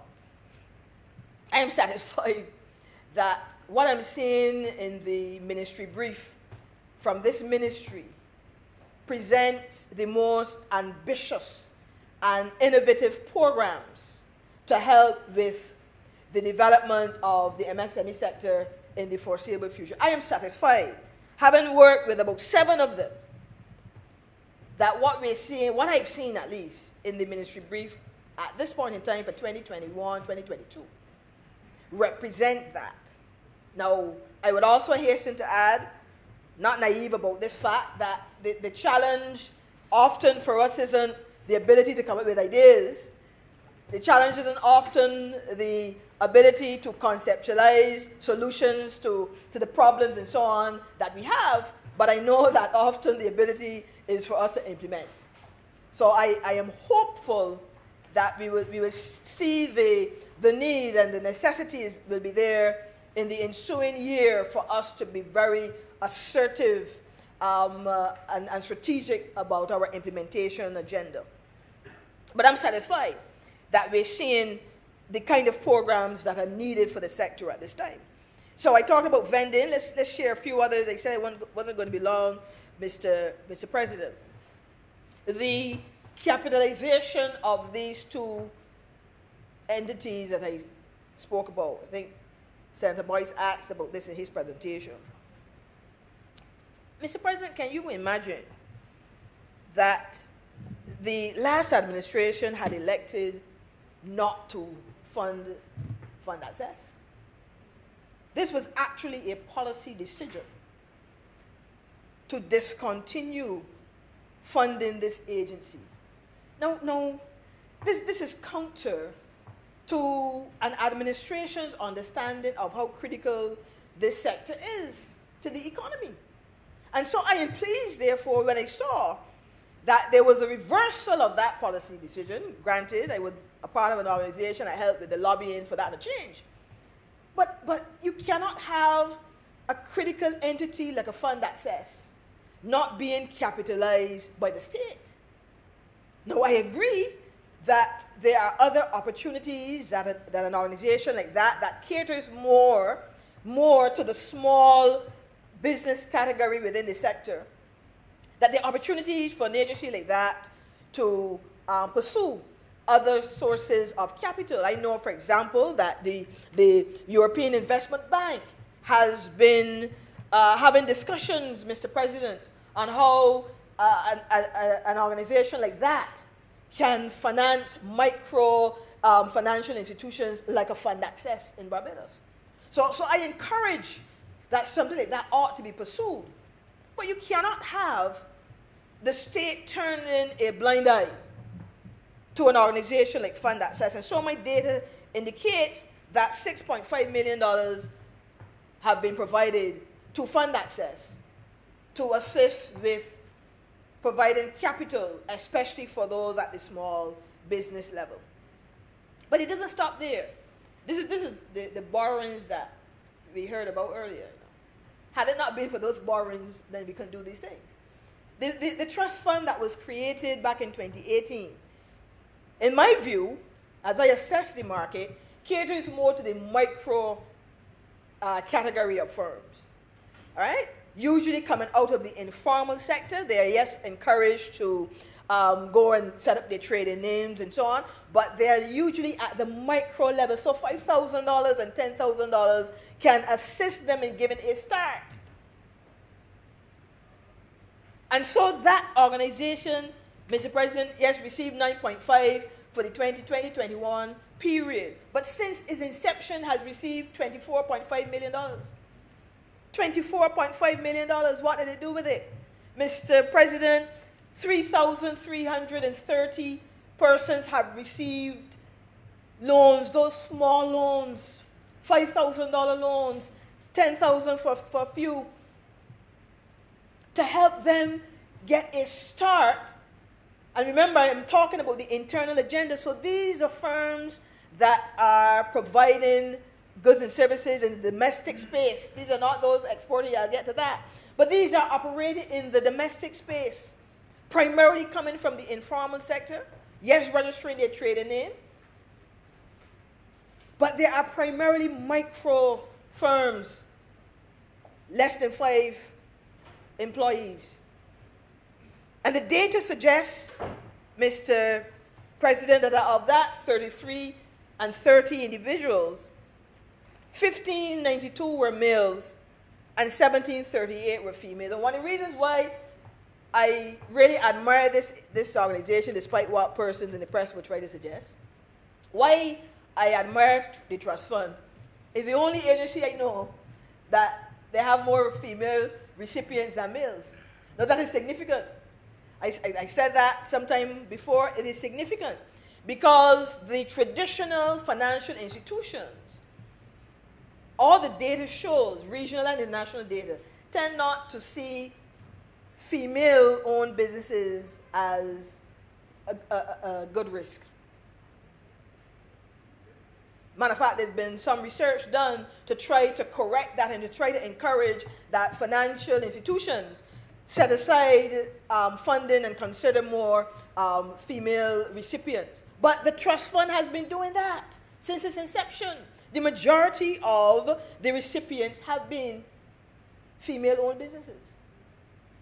Now this, Mr. President, goes to that internal agenda that I referred to earlier. But what else is the ministry doing besides the vending issues and besides making sure that those agencies are properly capitalized to provide funding? We've started some work, and I say we now wearing another hat, Mr. President, on a junior stock exchange. And you would have seen the estimates, information that the ministry is working with 2 organizations, one of which I represent and another the Barbados Stock Exchange, to get this project off the ground once and for all. Once and for all, Mr. President, so that while we are working on those at the lower level, meaning the smaller grouping, the smaller firms, that we're also putting in place the mechanism to access funding for the bigger firms, those at the medium level now, and those that are the well-structured small firms. Why? The fact is, while the state will try to take care of those at the micro firm, we have now to look at other types of capital for those that are well-structured. Those that have their board of directors in place, their governance arrangements in place, that have their strategic plans in place, those that are employing 25 and 50 persons, we need to be able to help them to access capital as well. And so you'll see that this ministry has, as a part of the work plan for 2021-2022, the establishment of that stock exchange, and the organization that I represent and the Barbados Stock Exchange, Mr. President, would have done significant work on preparing the paper to operationalize this concept. in Barbados has been talked about for a while. But we're looking forward now with the ministry as a key partner in this to be able to get this off the ground. And then another area that is of significance to me, and Mr. President, allow me if I crave your indulgence, is this work. This is a body of work. National policy framework for the sector. This is a body of work, Mr. President, that I had the pleasure of leading a team to create. I was the chair of the committee that developed this policy framework for Barbados. And while this was done, Mr. President, for some time, there was no strategy to support this policy document. And this policy document, I believe you would have heard the minister responsible for small business in the other place talk about the collateral registry. It's here in this work that was done. How can we improve the access to finance, and not only the collateral registry, but we also propose the some sort of loan default insurance scheme that can be considered for those who access funding of a particular amount. We also talked, Mr. President, of a credit bureau system that would help in giving us some sort of evaluation tool for those that will come for funding for their businesses. But in these estimates, the proposal has been made to have now the strategy that will support this work. And so we commend this, because we need now to be able to have a strategy document, Mr. President, that gives credence to this policy work, that would help us now to implement the proposals that have been proffered here. Not only access to financing, Mr. President, but the policy document talked about market access, competitiveness, and productivity. It talked about the development of entrepreneurial skills, knowledge, and competencies through education and training. How can we revolutionize that? It also talked about ensuring that the legislative and regulatory framework and the business support apparatus in place helps to move firms from being informal to formal. Because another piece of work, and you've heard me quote from this, Mr. President, several times before, another piece of work that we did back in 2016, people talking about the sector, but there was no data. There was no data. We were able to get funding through the Ministry of Labor project supported by the EU to do this research. And I sat with consultants and created the variables. What are the things that we wanted to test? Because for too long we have just been pontificating about numbers, and we needed to have quantitative data. But the information here showed that whereas we had over 9,000 formal firms, and these are formal firms, and when people quote this, they need to recognize and remember that they're talking about formal firms. The work done by Salises showed that an equal amount of businesses operated in the informal sector. So whereas there were over 9,500 formal firms, Salises would have predicted in the report to us that an equal amount of firms operated informally. And so the policy document for us, Mr. President, sought to address this issue. Now, the economists will always tell me, and I understand the concept that there will always be some informality, some inefficiency, they call it, in the economy. You're not going to have a perfect system. There will be some inefficiency in the economy. And that being the case, you will not be able to get all businesses operating formally. There will be some informality. But that's fine. We understood that. But we wanted to be able to get as many firms as possible transitioning from the informal economy to becoming formal, to becoming structured. That we not only would have data on them, but we can better provide the services, the technical assistance and the support services for them. And so this policy document, Mr. President, proposed that we would put in place that framework to help us to do just that. And the document, looking at what was done in the UK, where every year in the UK, small businesses had to update their information, like a registration process. We were proposing 2 years in the first instance. And every 2 years, then you'll have an updating of that information so that you would have always an accurate set of data on the firms operating within the sector. So this, Mr. President, represented significant work that was done. So I look forward then, when I look at the brief from the ministry, to see the development of the strategy that will give life to what has been proposed there. And the other point about helping with the capacity at the informal level, at the internal level, is the role of the Energy Smart Fund.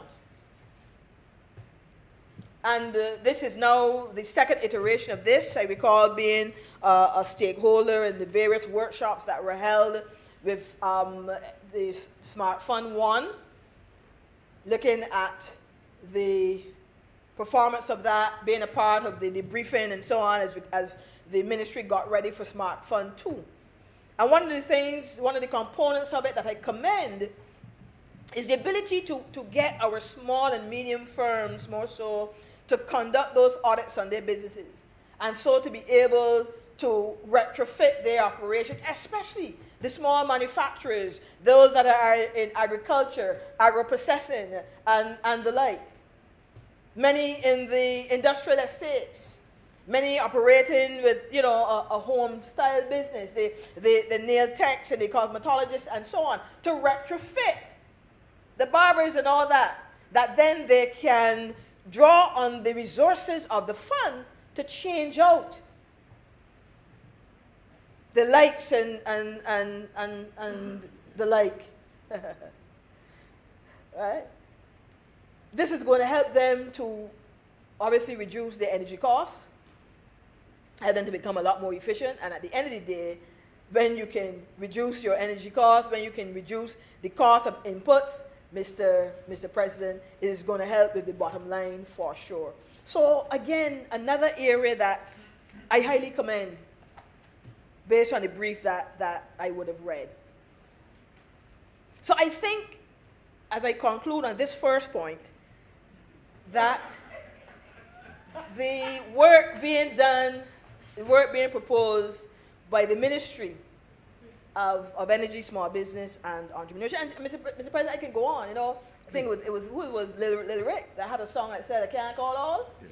Can't call all. The truth is, I can't call all, because there's so much being proposed that will help firms in the domestic space to build capacity. There's going to be a new MSME piece of legislation that will come soon to be debated, and that piece of legislation, Mr. President, is supposed to not only give proper definition to the various sections of the sector, but also look to see how can government, through the legislative apparatus, really enfranchise the sector more. So I know that quite a bit is planned by this ministry to help with facilitating the competitiveness of firms and creating more economic activity for us here. Let me move on to my second point then, Mr. President. And that has to do with what I call the external agenda. And the work proposed by the Ministry of Industry, and the industry component more so, the industry unit more so, is being focused on how can we internationalize our firms. Now, whereas we talk a lot about decriminalizing vending and the work being done by the trust fund and so on, all of this is good. This, however, is at what we call the micro level. This is at the micro level. Those well-structured small firms and medium enterprises are not really catered to in these programs. Those firms that are exporting, and this information would have suggested that some 38.8% of the sector was involved in exports. But they were primarily small and medium enterprises. They were not micro firms, and micro firms tend to cater to the domestic market. So the question then is, how do we help those firms to internationalize? In other words, how do we get them exporting now? Because while we're creating economic activity for our small businesses, for our micro businesses, for our, the brands, the categories that we know we talk about all the time, the barbers and the cosmetologists, the small retailers, the small shops, those in the catering business, the small restaurants and such like. They are catering to the domestic space. They're not going to export. They're not going to be really ever, I can't say ever, they may graduate to be, but they're not currently exporting. We still have to take care of those that are. Those that have been able to develop a product that can go beyond these shores. There's some who leapfrog, there's some who don't focus on the domestic market at all, but leapfrog the domestic space straight to the export market. How can we help them? And I think this is where the work now of that industry unit in the Ministry of Industry and International Business comes in. Because there's been significant work done by the late Professor Owen Arthur on a new industrial policy for Barbados. And this policy document proposed the creation of a Sustainable Industrial Development Act, which at its core, Mr. President, focuses on how to get those businesses either with the potential to export or currently exporting to grow their market share, to grow their operations.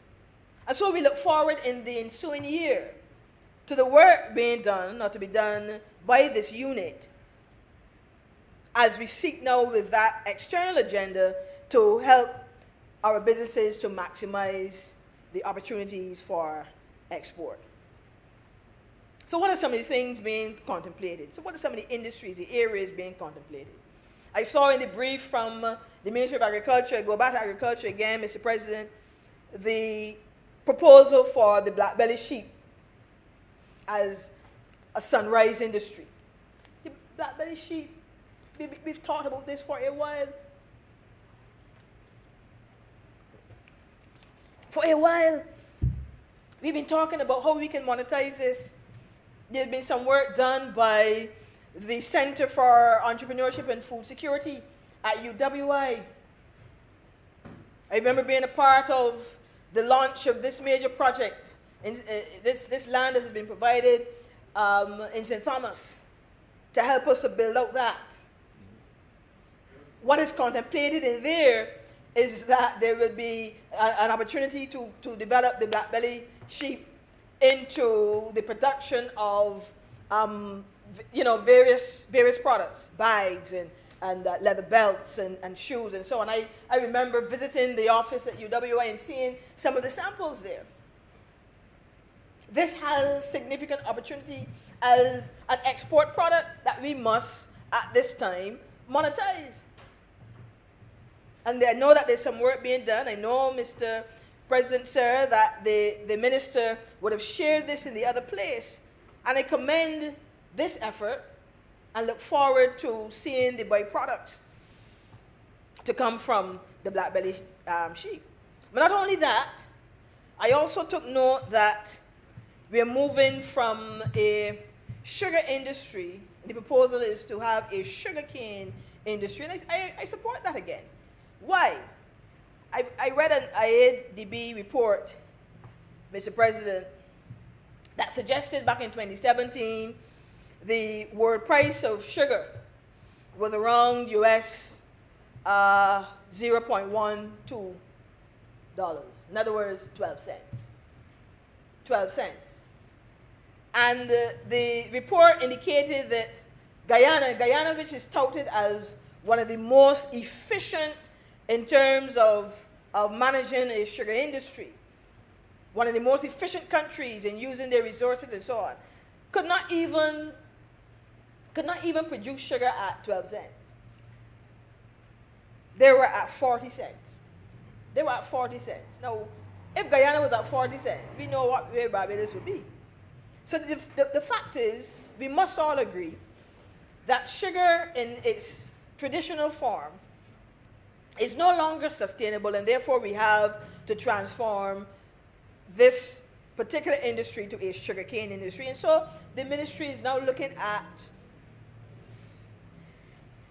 the creation, if you will, of a sugarcane industry, where the planting of sugarcane will be increased. I believe it is about 60% over the next few years, to be able to provide molasses specifically for our rum industry and other value-added products, I'm sure. And to be able to provide sugar directly to the consumer at retail prices.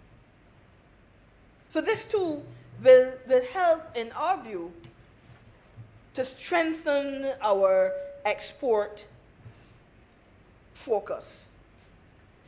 But it doesn't stop there, Mr. President. It doesn't stop there. I had the opportunity to look at some of the data on our exports within CARICOM. And between 2015 and 2019, the data show that Barbados exported to CARICOM 259 million, this is for 2015, 259 million in exports 2019, growing each year to 304 million by 2019. So that tells me that there's some potential for growth within the CARICOM region. Okay? Contrastingly, our imports from CARICOM were at 682 million in 2015. And that figure dropped by 2019 to 578 million. Rounding it off, obviously.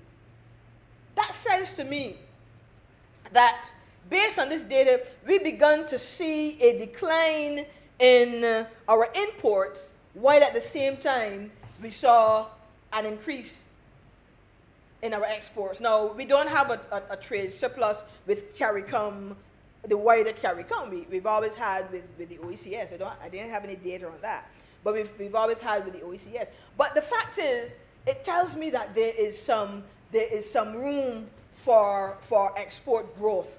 And so the thrust towards the internationalization of our firms, building capacity at the domestic level that our firms can really consider the export market, is a step in the right direction.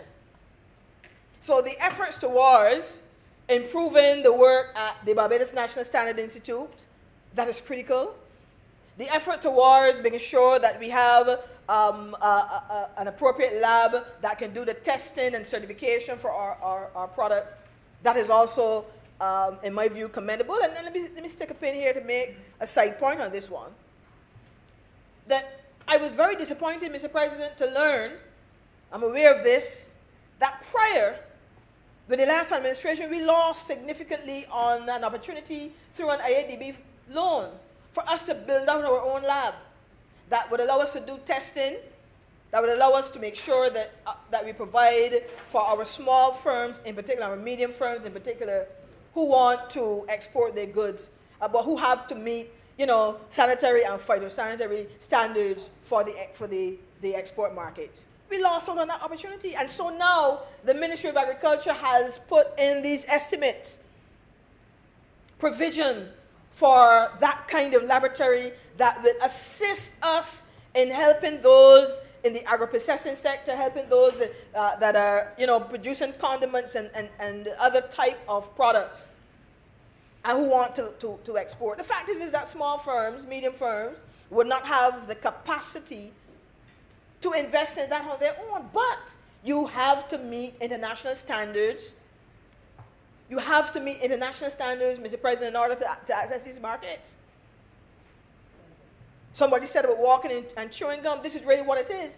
that yes, you're strengthening your domestic market, but at the same time, you have to incentivize your export market as well. You have to walk and chew gum. You have to cater to those who are at the small and medium level, who have outgrown to some extent the domestic space and need now to consider export markets for their goods and services.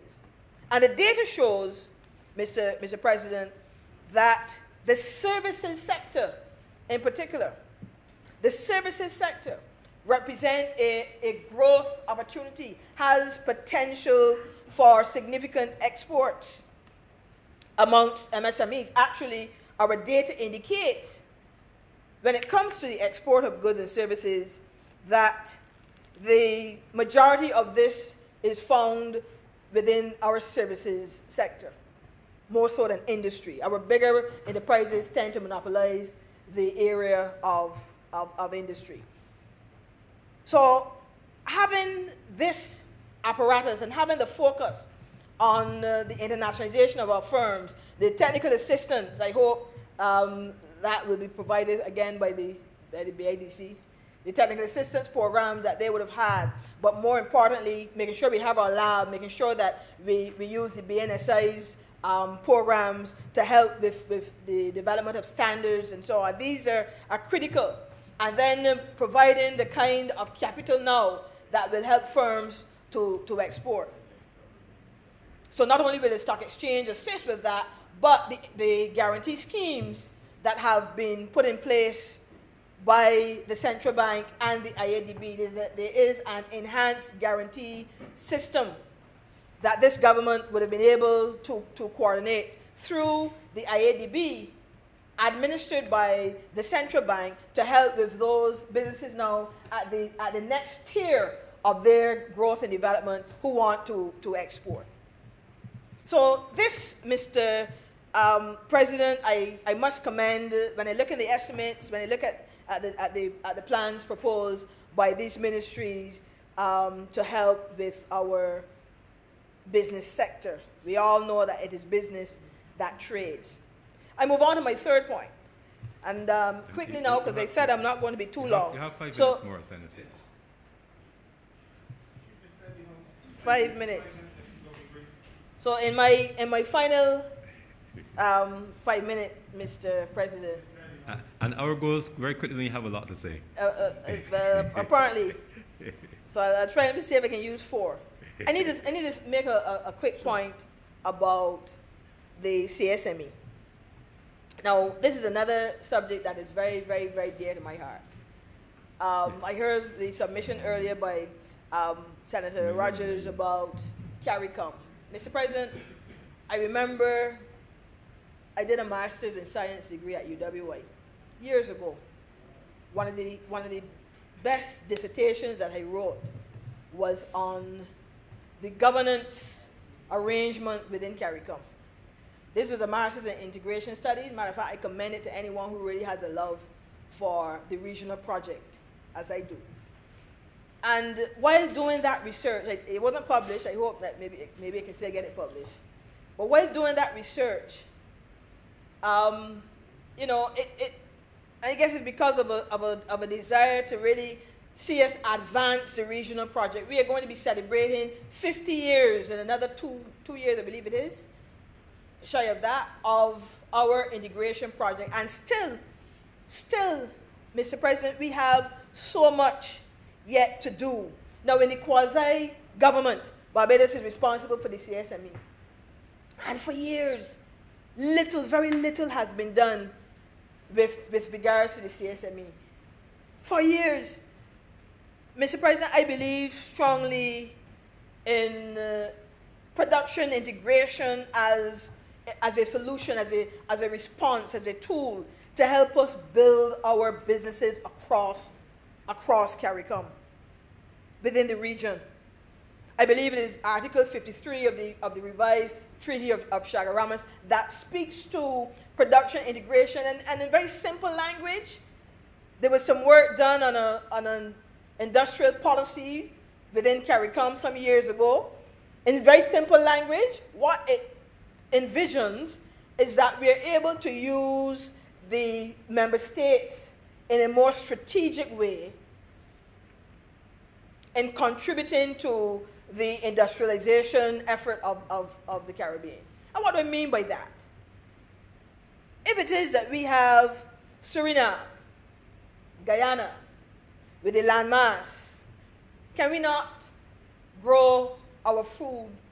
Can we not plant what is needed for the region there? If it is that we have Trinidad and Tobago with the energy resources, I think they control about 70% of the goods sold within CARICOM. Can we not consider them, Mr. President, to manage the manufacturing component? If it is that we have the Bahamas and Barbados that are known for their professional services, can we not, in strategizing, focus those two countries on those areas? If it is that we have St. Vincent and the Grenadines and Dominica and others that are able to give us some of the best ground provisions and some of the best crops, can we not look at that? Production integration, Mr. President, calls for the best allocation of resources across the member state based on the competitive advantage of each country. And for a while, there are those that can handle the transportation logistics. For a while, Mr. President, we have been on this. Now, time doesn't permit me, to go into what I have here, because I think I might be at 3 minutes by now. But I just want to quickly draw on this report, again, an IADB report, that looked at the status of CSME implementation. Okay? And it showed that the issue of the single market, 56%, Mr. President. So after us being at this now for a while, we still at 56% completion of the provisions relative to the single market. We are at 10% relative to the single economy.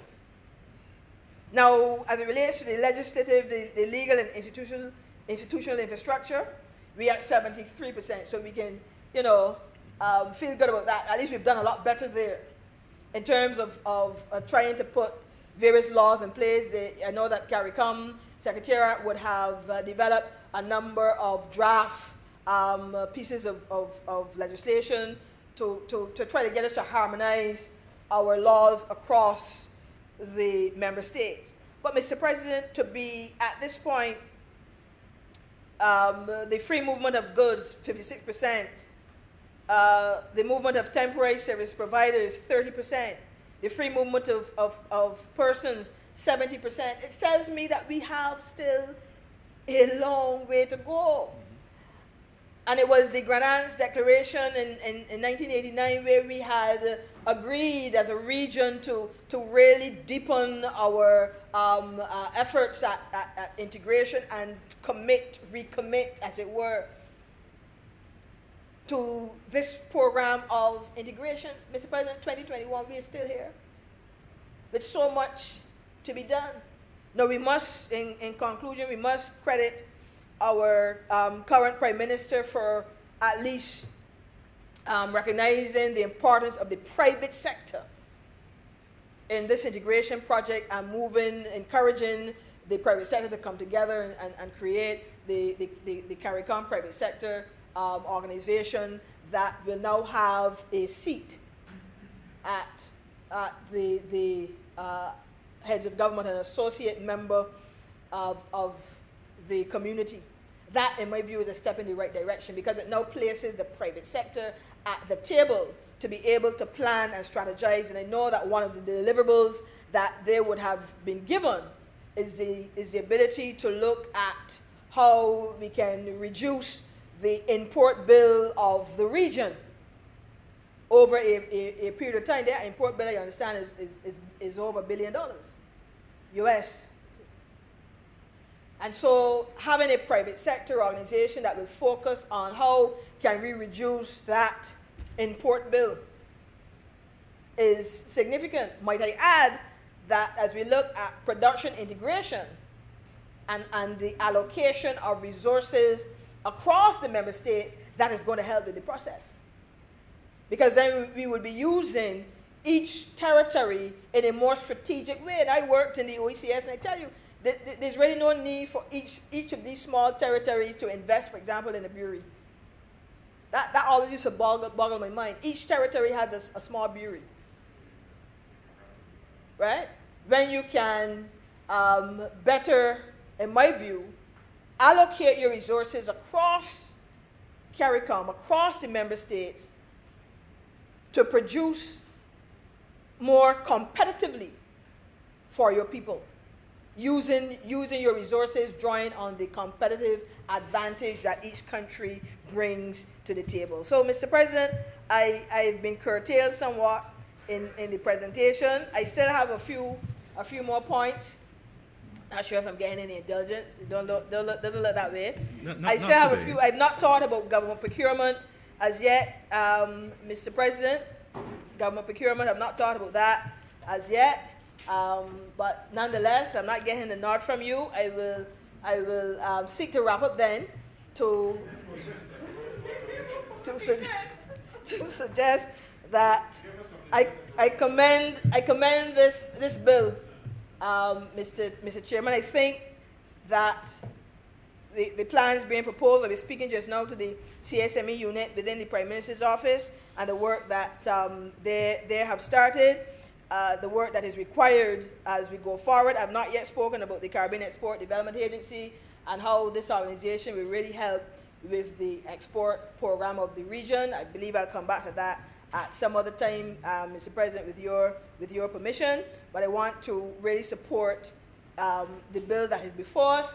And as I said, I think that it speaks to the re-engineering for growth that is needed at this point in time. It is a whole of country approach. That's what it really requires, a whole of country approach, making sure that it's not just the ministries, but all of civil society, the private sector, etc., are involved in helping now to re-engineer and put Barbados on the path of growth that is required. And with those words, Mr. President, I'm obliged. Thank you very much, Senator Dr. Holder. We really appreciate it. Senator Maynard.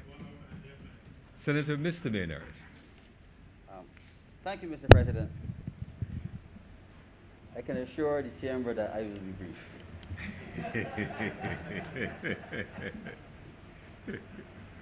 Mr. President, I rise today with a heavy heart, not because of the appropriations bill, but probably because of one of the consequences of COVID-19.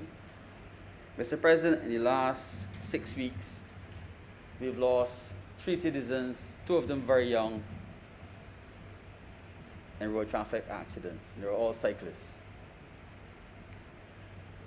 And it's happened at a time when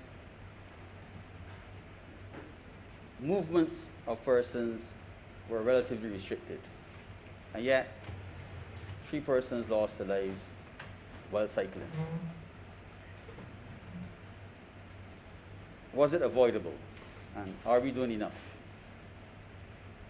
Are we doing enough to provide not only expanded highways and roadways, but are we providing enough safety for our pedestrians and our cyclists and our motorists? You can go into a top-end company selling vehicles here and buy a vehicle with collision warning and collision avoidance devices, but there's no such thing for bicycles. And I lament the fact that the NGOs are constantly speaking about road safety, but I've not heard any clamoring from anyone in government about road safety. If it's been said, Mr. President, I have not heard it. I looked at the estimates under the Ministry of Transport and Works and Water Resources, trying to find any line item for road safety. And the closest I could find was headed improvements to traffic management, $3 million. I would like to believe that somewhere within that item, there's a significant amount assigned to road safety for signage, not just hard signage, but what I call soft signage. In the not too distant past, Mr. President, I was in Toronto, and I sat for 20 minutes on a bench near the St. Lawrence Market because I was fascinated by a particular sign. And it was an electronic sign that was solar powered. And it monitored the speed of traffic that was coming towards the sign. And as you approach the sign, it told you what speed you're going at.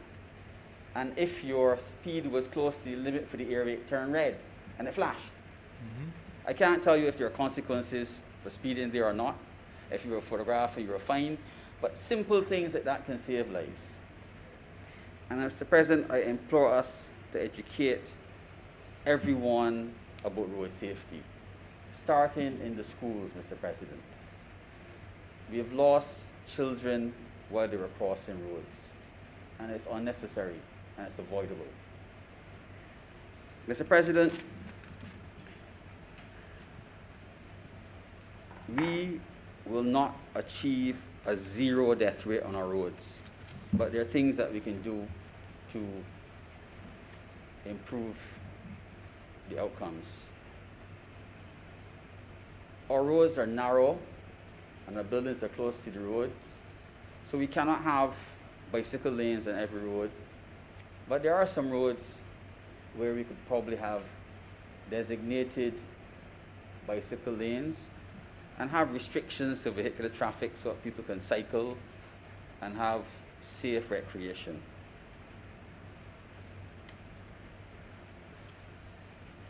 Mr. President, it is not for ourselves, but for all. And this country needs to do it. We cannot afford to keep losing young people in circumstances where things should not have happened. Mr. President, the COVID-19 pandemic is not over. It is not over by any stretch of the imagination.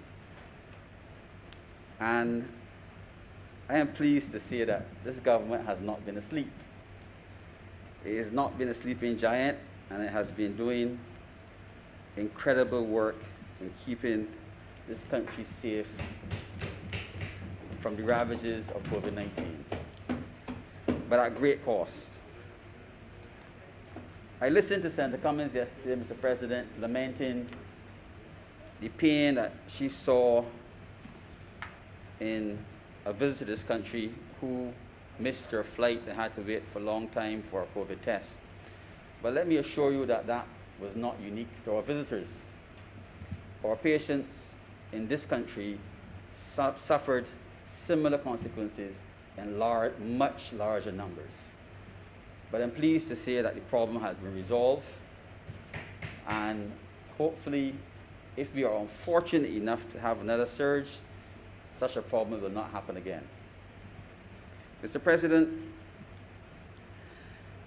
when there's disruption in an activity, some of us will throw our hands in the air and decide that all is bad, but there are always opportunities. And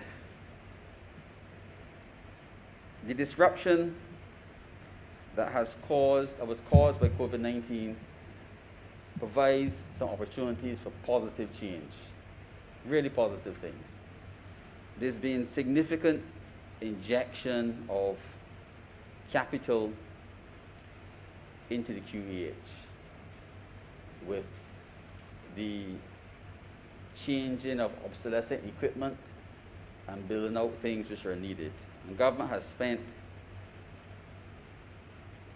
probably close to $70 million on the efforts in COVID-19. And there's a wonderful facility in North Island called Harrison Point. And we know that COVID-19 will not last forever. What we should not do, Mr. President, is wait till we declare it is over and start to think of alternative uses for Harrison Point. We now know that even those persons who are deemed asymptomatic when they have COVID-19 do suffer consequences. And rehabilitation is big on the cards. And maybe it's food for thought for health tourism. Mr. President, the QEH is no longer located in Martindale's Road. It is at Harrison's Point. It's at every isolation hotel, and indeed, until recently, it was in a nursing home. So, the campus of the QEH has to have access to lab facilities in a timely fashion, and also access to radiological facilities. We saw that one of the requirements for COVID-19 treatment is always oxygen. And while this country never ran short on its supplies, it was clear that there was a need for the public sector to be able to generate more of its oxygen for its uses. So we now have in place an oxygen generator at Harrison's Point and new ones installed at the QEH. Mr. President, that is a great achievement. But I wish to make a plea, Mr. President. There is a CT scanner being installed at Harrison's Point. It's a wonderful piece of equipment. It is portable. I do not recall any other place in the English-speaking Caribbean having a portable CT scanner. And it would be a travesty, Mr. President, if we should convert it to a fixed site scanner. This country has a military field hospital, and I had the privilege of visiting it. It was an unbelievable experience, and I felt proud as a Barbadian that we had a military field hospital of that quality. There'd be no better device to complement that hospital, Mr. President, than having a portable CT scanner. Because whether we want to believe it or not, in time, we will have a natural disaster. The hurricanes will not always miss us. Eventually, Mr. President, we will be struck. So, if you have a military field hospital that is mobile, and we can set it up anywhere, what better complement can you have than have a portable scanner that you can move with it? And we will not necessarily deploy it in Barbados, it might be deployed in another Caribbean territory. So we must not destroy opportunities by dealing with the immediate needs, Mr. President. Mr. President, I listened to our Minister of Health, I think it was last week, speak to the fact that there was a study which was led by a Trinidadian professor that looked over a period of time at the cost of healthcare in Barbados. And I, in my own mind, I decided that it could not have been done alone, that it had to be done in conjunction with the planning unit of the Ministry of Health. So I took that as a given. But the minister declined to speak more to this because he felt that the timing was inappropriate, given the fact that it wasn't presented to Cabinet. I believe, Mr. President, is a missed opportunity. There is no better time, Mr. President, to speak to costing and what health services cost than now. Within this estimate, Mr. President, I see that the QEH under a line item will be having a reduced budget. It means, therefore, we have to look for cost savings. And it's important that everyone in this country, citizens and others, understand that every time you see a doctor or nurse or have an activity, there is an associated cost. And we need to make sure that all present know what the costs are, because they have to be paid. So as early as possible, Mr. President, I look forward to hearing what that study, which unfortunately is now 2 years old, reveals. Mr. President,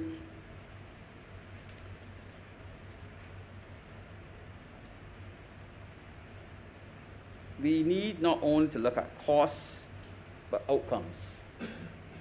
There's no point telling us what it costs to treat breast cancer or prostate cancer if you don't simultaneously look at outcomes. You may be wasting money or not doing the right thing. So we have to also know what outcomes do you get when you treat a particular disease in a particular way. Is it the best spend of your money?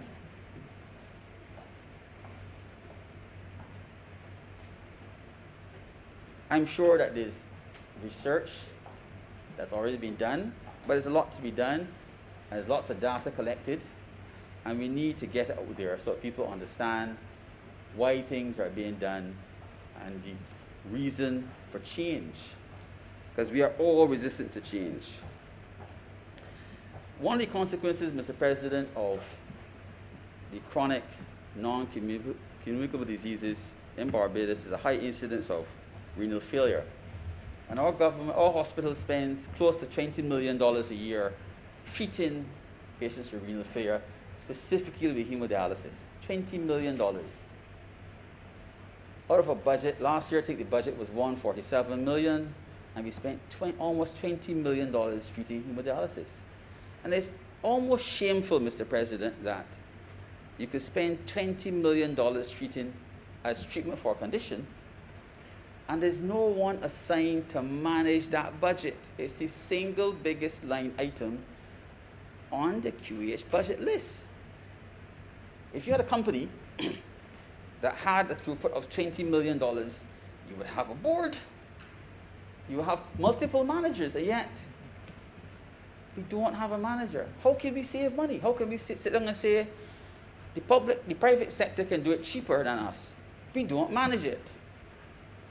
So I would like to suggest in this chamber, Mr. President, that somebody seriously thinks about appointing a manager to manage that $20 million budget and look for some cost savings.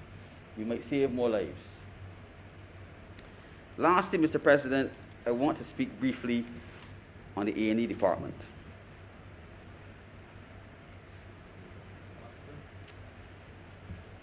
Senator Haynes spoke of the positives, and I do not wish to dwell on the negatives. But every time, Mr. President, there is the inkling of bad weather,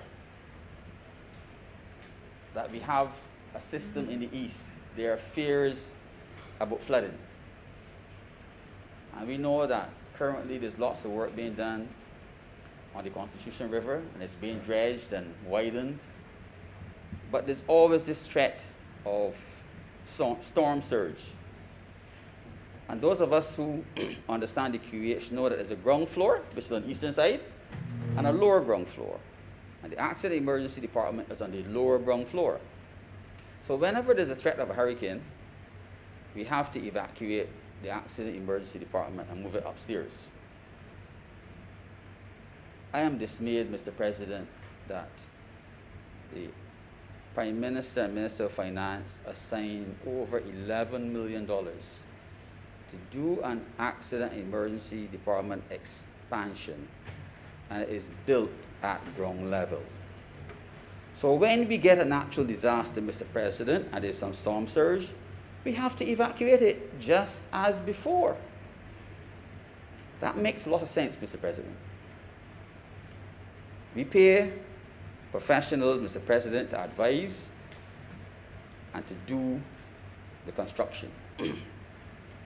But as we speak, Mr. President, in that same building that was supposed to be delivered at the end of this month, there are walls being cut to widen the doorways so they can get the equipment in. It's a disgrace, Mr. President. It's a disgrace because government has paid and will continue to pay for the mistakes. So I have to ask, Mr. President, who is responsible. It is not a lie, Mr. President. It is true. Government, in the most difficult of times, found the money with the commitment from its manifesto to improve the A&E service, and they've built the building. So we have to ask those who built the building, why are you doing these things, and why are there so many changes? What is wrong? And what went wrong, Mr. President? Mr. President, some time ago I spoke in this chamber about the expansion of A&E, and I warned that we could build a nice, comfortable, beautiful building that is safe, and now it has considerations for COVID-19. But if you don't fix the problems of flow, it will become a place where you can wait for a long time in a nice, comfortable environment. We've not fixed the problems of flow. I accept that, excuse me, I accept that COVID-19 has thrown a lot of things off track. And we've had to change policy, like for example, not bringing patients with COVID-19 into the hospital. Some regard that as a victory, where we now admit patients with COVID-19, but it was a natural consequence of learning as we went along. In the beginning, everyone was afraid, and now, a year on, we have more knowledge, and we realize that we can more safely manage patients in that environment, a controlled environment, and then possibly transfer them to Harrison Point if necessary. Mr. President, if we spend the money, we must get what we spent it for. And along with that, Mr. President, we have to make sure that when we spend the money for a project, that we are clear about what we want to achieve. And if we prepare the pathway that we will finish the project, the consequences of it is improved health care. I dare say, Mr. President, I wait to see when the new A&E is open with all the fanfare, what difference it will make to John Public who goes to the Accident and Emergency Department. I thank you, Mr. President. Thank you very much, Senator Mr. Maynard. Senator Greenwich. Thank you, Mr. President. Sir, we were treated in this chamber to some extremely good contributions. Indeed, sir, we have had to assimilate a lot of good information. All of the speeches given in this assembly, sir, were excellent speeches and with solid information. Now, Mr. President, my memory of estimates debates when I was in the lower house, and indeed, sir, at the same time, knowing what went on in the upper house during the debate on the appropriation bill, so those debates were massively political. They were extremely fiery, and you can bear me up with that, sir. Fiery. And as I commence my short speech, sir, I have to say that someone between today and tomorrow must make a political speech. A speech that creates a little uneasiness somewhere. A speech that creates a little trouble somewhere. I'll leave it at that for the moment. Mr. President, when I left my office this morning, I was asked, where are you going? I said, I'm going to Senate. Again, you went there yesterday? I say, yes, I not only have to go there today, but I have to go there tomorrow, Friday too. And then the question was, what are y'all debating that is so important that you have to go there for 3 days? I said the appropriation bill. And then I had to explain what that is. And to let them know that appropriation really means the act of providing money. And to appropriate, all it means is to set aside, to allocate, and to reserve money for the respective ministries and the respective government agencies. That is what it is all about. So in a way, I had my visa to go. Now, Mr. President, the appropriation bill in the Senate is one of the few instances where senators are allowed to speak on any topic under the sun.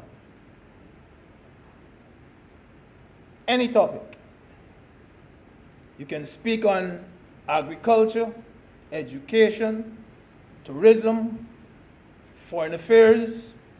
You can speak about customs, the gymnasium, defense force, the law courts, the bus stand, the NCF, Prime Minister's office, everything. And why? Simply because the money is to provide funding and financing for every single aspect of government, which makes the debate as wide as possible. You can criticize the Prime Minister during the estimates debate, and you would not be off topic. You would not be off topic. You can criticize government, any arm of government, and you will not be off topic. But I caution the critics that there is money in the estimates too for the office of the opposition as well. And therefore, sir, I may have to throw a stone or two in that direction. You got to make it a bit uncomfortable and uneasy. Mr. President, this morning when Senator Sands came in, he spoke and he said that Barbados was doing well. He said that this country of ours was doing extremely well until COVID cat-spraddled our economy. And I agree with him. And this has been, sir, the most challenging period perhaps the world has ever experienced. COVID has devastated economies. It has wiped out jobs. Yesterday we heard how Senator Springer was speaking, and he said how it has disrupted children's education. We know for sure, sir, it has disrupted people's savings. It has changed lifestyles all over the world. All over the world. COVID has affected every single country. In some instances, within certain countries, COVID has impacted every parish, every municipality, every county, every borough in some countries. COVID has had, Mr. President, a negative impact on every economy in the world. And may I remind certain persons, sir, that Barbados is not part of another world. It belongs to this world, and Barbados will not end up unscathed. Where Barbados is concerned, sir, our hospitality industry crashed. Our tourism sector was decimated. Perhaps eliminated is a better description of what happened. There was no work, sir, for those in tourism. And indeed, once you remove the mainstay of our economy, this had a ripple effect. Thanks. Yes. This had a ripple effect on many businesses in the country. Many businesses had to shut down, had to shut the doors. Small businesses, Mr. President, were brought to their knees. Some of them were never reopened, and perhaps will never reopen. And where there was a reopening, Mr. President, what used to be full-time work is now just part-time, and indeed, sometimes no time at all. You know, so we heard yesterday when Senator Cummings spoke, and she spoke with passion about those 35,000 persons in the tourist industry. And she told us how many of them could not feed their families and could not pay their bills. But today, Senator Franklin, he found it necessary to say that this government does not care about the workers of our country. This is what his opinion is. And we know all along that this government has been trying its best and doing its best for the workers of Barbados. You know, sir, in a way, what government is doing with this appropriation bill, with these estimates, it is the same thing which that young housewife who works at the gas station, who works at Chefette, who works at as a security guard, who works at the NCC, who works as a young teacher. It's the same thing that that person has to do on a weekly basis or on a monthly basis. The only difference is scale. That's the only difference, the scale on which you have to do it. Because that person, that young lady, she has to sit down and she has to say, this here I'm putting here, this is for the 2 children's private lessons. This is for groceries. This is for bus fare. But wait. I can't get my hair done this week. I can't buy a new outfit this month. This is what she has to sit down and do. Government does the same thing. The only difference, it is on a big scale. Government is like a major housewife in this regard. And when you look at the estimates, and they speak to priority. They speak to which arm of government will get the lion's share of government's expenditure. Education, and you understand that. Health. So when I think of health and what health had to go through, what else could they get but a lion's share? The money you have to now pay for things like vaccines and PPEs. And as Senator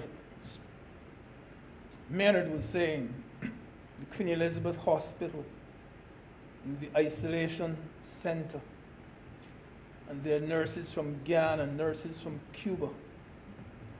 And there's the best Dos Santos over there. I mean, and Senator Rogers spoke this morning about the need for more money for mental health to deal with the stress and so on. You have to see why health would have to take a lion's share on this occasion. And yesterday too, I was heartened to hear when Senator Nurse spoke. And Senator Nurse said that there is need for efficiency in government spending. And I nodded in approval because government recognizes that this cannot be a time for splurging. It cannot be a time for wastage. Now more than ever, Mr. President, every single dollar counts. Every dollar counts. Mr. President, there is very little room for flexibility. And funds allocated in these estimates to respective ministries must be utilized as prudently as possible. Indeed, I'm told, sir, that ministries were asked to see if they could find ways of reducing their expenses so that government could get some elbow room to put money where it is most needed. There can be no splurging. Every dollar counts now. And as I said, sir, at some stage someone will have to make a political speech. In terms of leadership, Senator Holder just a few minutes ago said you have to give credit where credit is due, where leadership is concerned. She said that there is now prudence in the management of our affairs. We have to commend our leader, our Prime Minister, our Minister of Finance. We have to. I can tell you, sir, that most Barbadians have realized that our present Prime Minister is a good, more importantly, a hard-working and caring Prime Minister. And I believe that there are hundreds of them when they say their prayers at night, they do remember her in their prayers. Senator Maynard just a few minutes ago said this government has not been sleeping. This government has not been sleeping. Because here is a Prime Minister, sir, who up front, she admits to having her own health challenges, tells the island, tells the country. And she worked hard in spite of it. who admits that sometimes she has sleepless nights worrying about managing this country, who meets sometimes a day with 10 or 12 persons or organizations on a daily basis. And you know, sir, I don't know Senator Cummings and Senator, I can't even remember. About a month ago, sitting at the lunch table, they were commenting on the number of meetings that they had to go to with the Prime Minister. And that was only with them. And she has so many others that she meets with as well. And they were talking about the hours that they have to go to these meetings. Always, always, always working. Always working. The Prime Minister, sir, that put pen to paper to contact the Prime Minister of India to obtain vaccines for Barbadians. Not for any Bs, not for the Bs, not for the Ds, for Barbadians.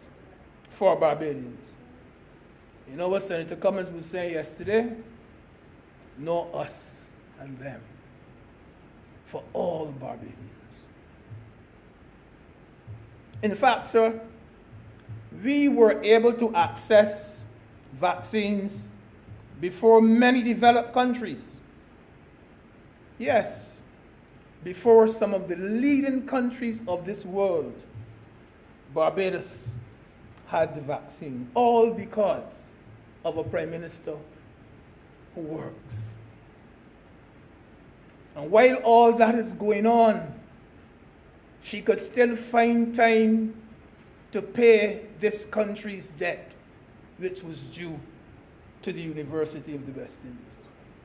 And you know, I heard with my own ears Sir Hilary Beckles on the television, and he said it 3 times.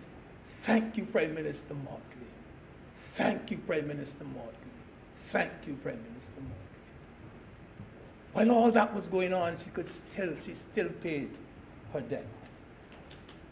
A Prime Minister, Mr. President, who has put various measures in place to prevent vulnerable persons from being destroyed by this pandemic. We know of the $600 survival grant for those in dire need. Senator Springer spoke about providing technological devices for our school children who didn't have. She introduced things like the Adopt a Family, that program, and many other initiatives. Many other initiatives. But the point I want to make, sir, is that COVID should not be a political debate. COVID should not be a political debate. But some persons are so blinkered that they do not see the wider picture. These, Mr. President, are uncharted waters. COVID was and still is something unknown to the world. Our Prime Minister is learning about COVID on the job. Sir, there is no textbook. There is no reference book. There is no manual. There is no handbook for her to follow. There is no body of law, Mr. President, which tells her which vaccine is better than which. No body of law that tells her when to open up and when to shut down. She is learning on the job like Kenny Rogers, the gambler. When to walk away and when to run. all that she's doing on the job. We are operating, sir, by guess and by God. She's operating by guess and by God. COVID is not like calculus. It is not like mathematics. It is not like accounts. When you put 7 and 4 together, you always get out 11. You always get out 11. COVID is not like that. We are operating by guess and by God. You know, Mr. President, some of us were born to criticize, but we can't take criticism. We can't take criticism. We were hearing in here today that government allowed those who had COVID to come into Barbados and do as they like. We heard that in here. And thankfully, Senator Walker did not allow that person to get away with it. But regardless of how well you perform, sir, regardless of how well you perform, some will criticize you. And still, sir, you know, we would be naive to believe that those persons would ever say that this government has performed well. We would be naive to believe that they would ever say that. These critics, they say that they can do better. They know what should be done at every stage. They are COVID professionals, sir. There are COVID technicians, sir. There are skilled practitioners in the field of COVID. They know everything, sir. Everything. You know, I read a newspaper report about 2 or 3 weeks ago, in which one person that we know very well was saying it is Mia's fault. She should resign. He called on her to resign. We heard that, sir. Today, that same person went as far as to say that every person who died of COVID after January the 1st died as a result of government's negligence. We heard that today, sir. We heard that today. Sir, sometimes I wonder why there are some people out there who are actually, you wouldn't believe me, sir, who are actually singing the praises of COVID. You wouldn't believe that, sir. Of course, there are those who will always want to make political mileage out of COVID. And when I hear them speaking, sir, I wonder why the euphoria. I wonder why is it that there's a twinkle in their eye because of COVID. I wonder why the high fives, why the glee, why the merriment, why are they on cloud 9 because of COVID? Sir, I want those persons to know that COVID knows no blue, no yellow, or no red shirt, or green. As Senator Cummins said yesterday, it is not about us and them.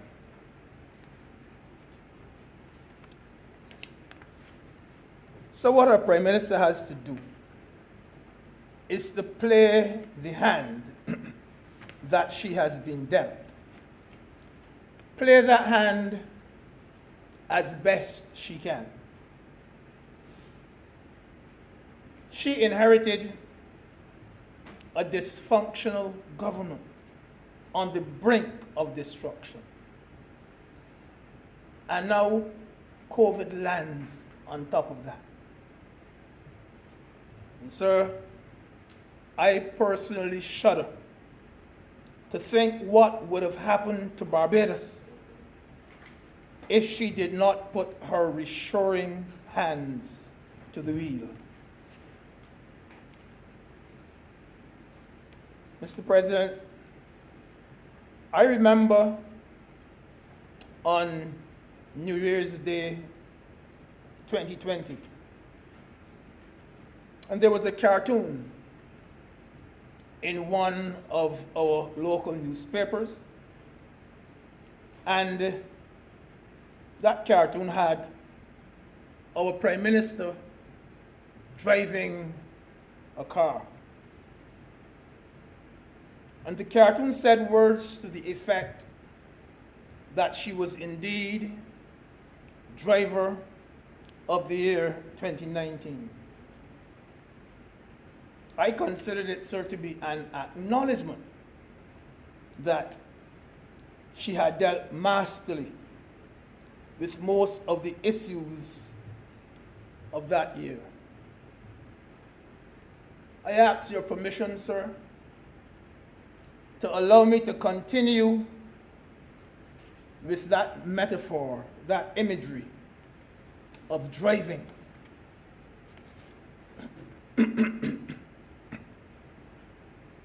Mr. President, if you see her before I do, tell her for me, that she has proven herself to be an amazingly competent driver.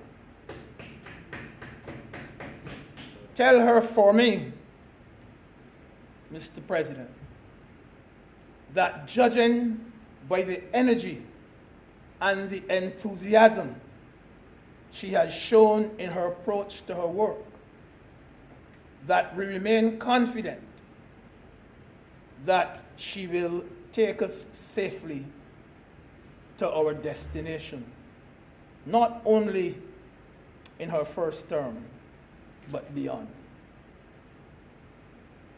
Tell her for me, sir, to keep her hands on the wheel and her eyes on the road ahead. She must never lose control of her vehicle. Mr. President, on that road, she will meet two other cars. She will see two other cars on that road. The first one is the ladder, L-A with a capital D, a ladder. That car, Mr. President, has broken down altogether. Sir, some people have bailed out of that vehicle because, according to them, their last driver could not drive. I think it was Chalk Dust who sang that song. I mean, if I do not remember my calypso, I'm sure that's Senator Rogers. Chalky said the last driver could not drive.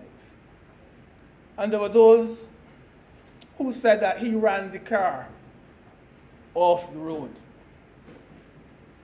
So what they have done in that car, they've put a female at the wheel. But there are 2 or 3 hungry passengers who will shortly drag that wheel out of her hand because they say she is driving without a license. She has no license to drive. That vehicle is on E. And, sir, there is another car. That car is a Skoda. SK, small d. small d. And that car too will run off the road very soon, zigzagging all over the road. And someone who I thought, no, he's in there. Someone who I thought would have been in that car is standing by the side of the road with a broad smile saying, "Ha ha, don't care how near or how far, I will never drive in your car." I'll explain that later.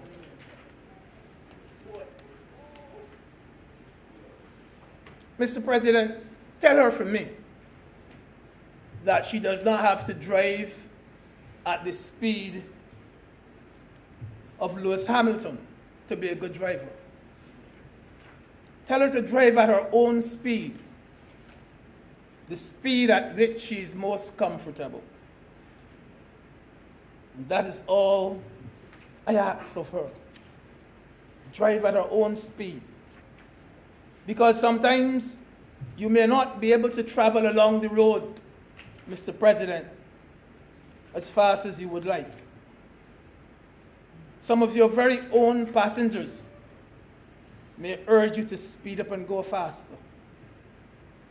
But, sir, no matter how slowly you are forced to travel, my advice, just don't stop. Don't be reckless. Just keep going. Because, sir, never before have Barbadians traveled on a road which was so bumpy. Never have we traveled on a road which was so rough. And now we are on a road which is so dangerous. And we are not yet off the bad road. We are still navigating our way over this bump. And it is indeed a big, big bump. But we can see a smooth highway not far away. And yes, obstacles may be put in her way, Mr. President, but tell her even if she comes to a roadblock, don't stop. Just make a detour and keep going.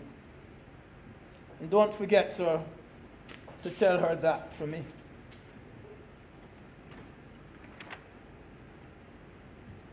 Mr. President, I'm sorry that the senator is out of his seat because he wanted to make this political speech to cause a little uneasiness in the presence of certain people. And the point I want to begin by making when I make this political speech is that far too often the leader of the opposition, he says something in the lower house and his opinion is contradicted by someone in the upper house that we least expect.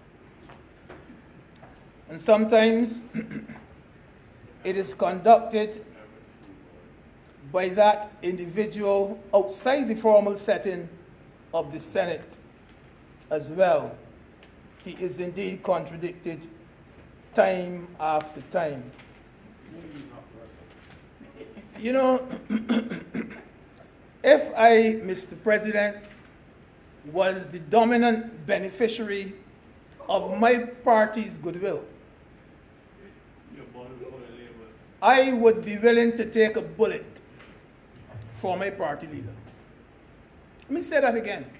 I want you, Prime Minister. That if I was the dominant beneficiary of my party's goodwill, I would be willing to take a bullet for my party leader. I would mention my party's name 24/7. I would mention it in a heartbeat. I would mention it in my sleep. If my leader wanted me to run in St. George North, I would run. I would run. If I did not do that, sir, as the leading beneficiary, I will consider myself to be ethically challenged if I didn't do it. I am an elder statesman, I don't run. Sir, you know what it reminds me of? It reminds me of a young man who wanted to be a painter all his life. And years passed, and then one day, someone whom he did not expect gave him canvas and a brush. It reminds me of that. And he paid a masterpiece. And you know, sir, And he paid a masterpiece. Continue the story. when he paid a masterpiece, yeah. When I hear Senator Springer speak in this house, in this chamber, or I heard Senator Cummins or Senator Grant, Senator Holder, I heard them speak, sir, Senator Haynes, Senator Adams. I have no doubt that they are speaking, and they say so very often. They speak on behalf of a party called the Barbados Labour Party. We are proud to speak on behalf of that party. Sir, the particular senator of whom I speak, sir, he speaks for himself and he makes mileage for himself. One thing I know, that in this chamber, he never speaks on behalf of any political party at all. Thank you. Doesn't speak on behalf of any. It's almost 2 years or more than since the PDP was formed. And during that time, he has never mentioned the party's name in this chamber. Never once. I have listened to almost every speech, in fact, every one he has ever made in this chamber. Never on a single occasion has he said, my party's position is. Never once in this chamber has he said, my party's position is. He never said, we in the PDP believe such and such. Never a single occasion. He never said, I am a member of the, never once. Remember just the way he was standing up saying, Mr. President, he's misleading the Senate. He's on the point of order, he's misleading the Senate. I have said in this place before that I'm a founder member of the People's Party for Democracy and Development, PDP. You know, and so he's misleading the Senate, you know. This elder statesman does not know how to prove himself anymore. Elder statesman. Sir, yes. I do not know what party he's aligned with, sir. Never said, not for me to hear, I never heard it. For all we know, sir, he's a Republican. For all we know, sir, he is a Republican. I do not know what party he belongs to. But sir, to his eternal credit, sir, he has promoted himself very well. One of the best land surveying firms I have ever known, and a good one. Myself and the fella I ran against him in St. Philip North, one of the best land surveying firms in this country was a firm called Franklin and Franklin. You know, we got Franklin and Franklin in Senate too. Franklin and Franklin and Franklin. Nobody but Franklin and Franklin and Franklin.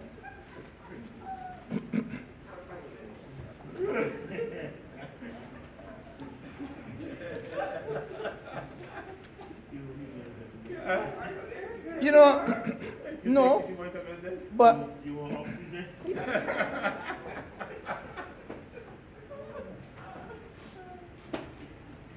promoted himself right. Today we heard, for instance, that he he has 64 workers at a particular hotel.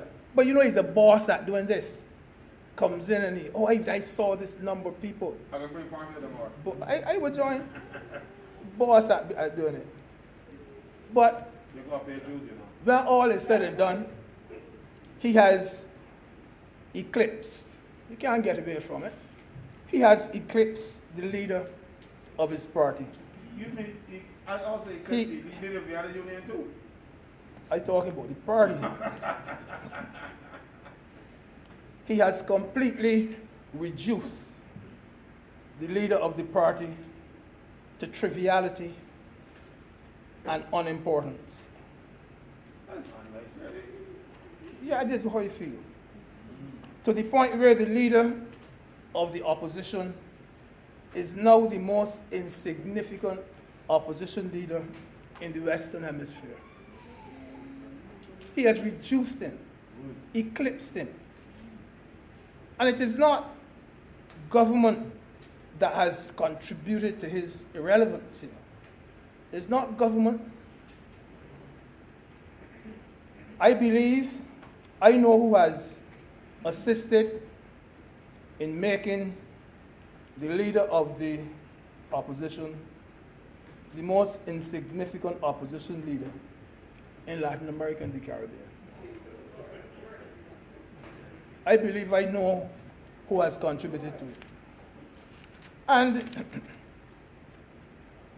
it is not always that you hear someone from the government side say that the leader of the opposition has ability. He's a man with a lot of ability. He has good ideas. Because after all, he has learned from some of the best. He's learned from some of the best, yes. But you do get the impression that he lacks the support from someone in his camp. You know, Mr. President, George? I want to make the point, though, that I'm not trying to drive any wedge between the leader of the opposition and anyone else. I am only the messenger. I beg you, please do not shoot this messenger. We didn't tell me that I want to shoot Prime Minister that you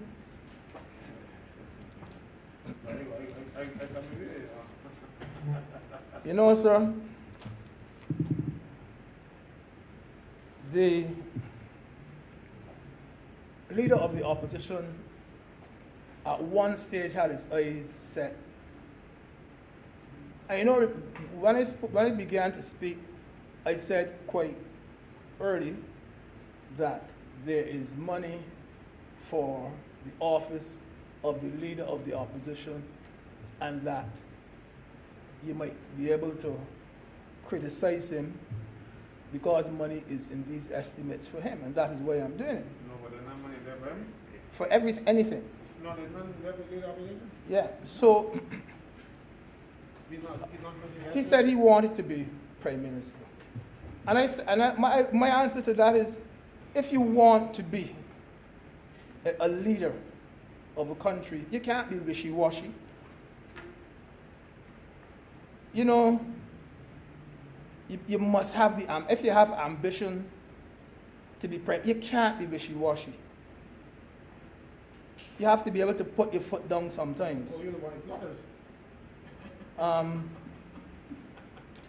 This morning, Senator Rogers quoted from Shakespeare, quoted from Julius Caesar.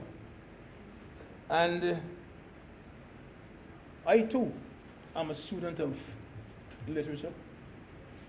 I will quote from Shakespeare too, but I'll quote the part where Mark Antony said, "When that the poor have cried, Caesar hath wept." And then he went on to say, Brutus says he was ambitious. Went on to say, ambition should be made of sterner stuff. That is the part. Ambition should be made of stern. You can't be wishy-washy. No, you people like. You can't be. Oh, yes, yes, yes, yes. Can't be wishy-washy. So the point I'm making though is that you have an opposition leader who can stay in the opposition office, very well appointed office, and he can see a little mosquito as far as China, but he cannot see the elephant. He cannot see the elephant in the same opposition office. And, you know, you have to be honest that if, I remember the Right Excellent Earl Walton Barrow, he was an opposition leader. JMG Tom Adams, he was an opposition leader. Owen Seymour Arthur, he was an opposition leader. Mayor Amor Motley, our own Prime Minister, opposition leader. And I know that what certain people putting up with, neither one of them would ever put up with it. Not one of them. Not one of them. So, Mr. President, I just wanted to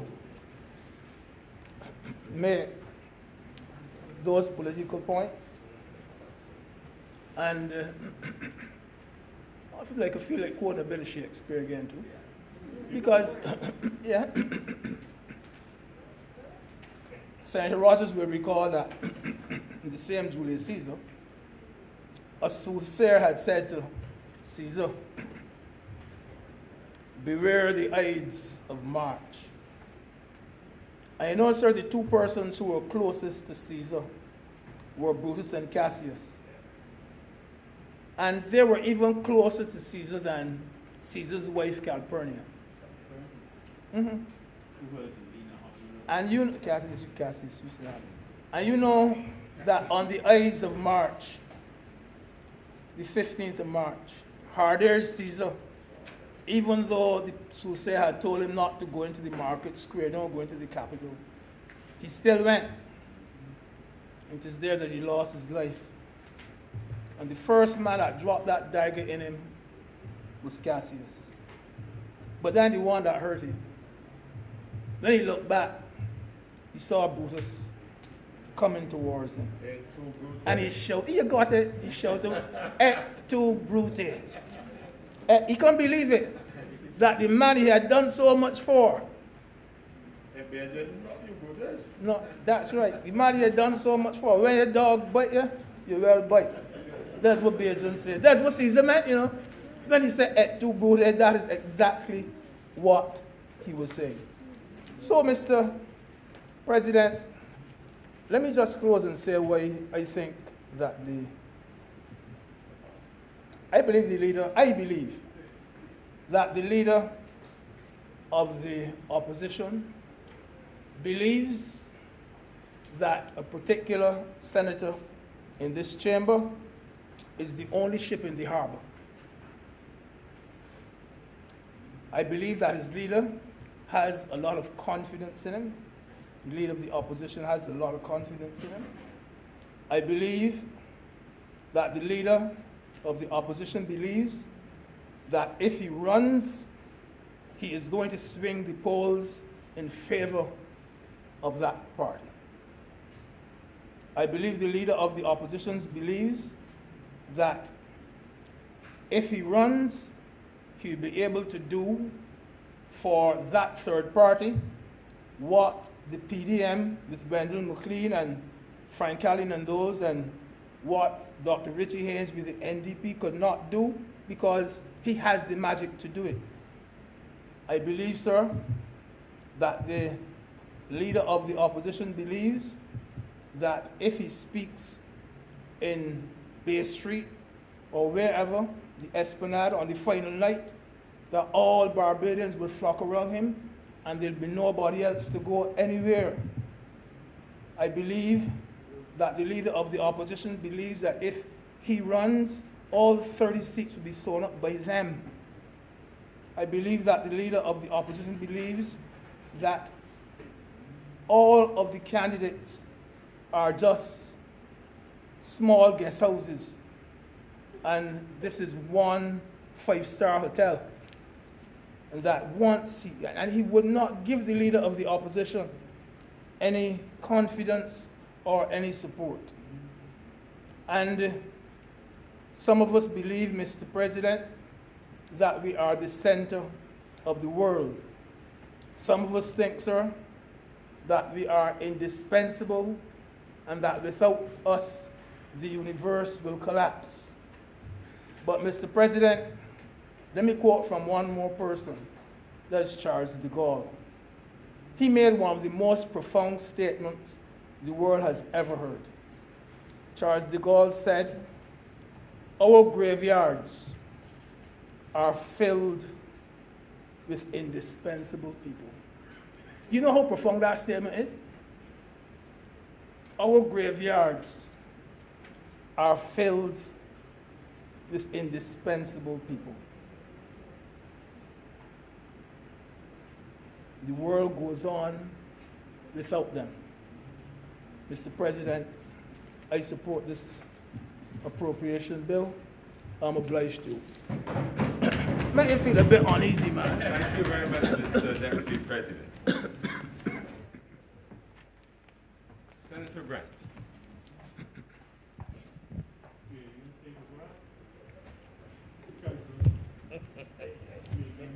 Thank you.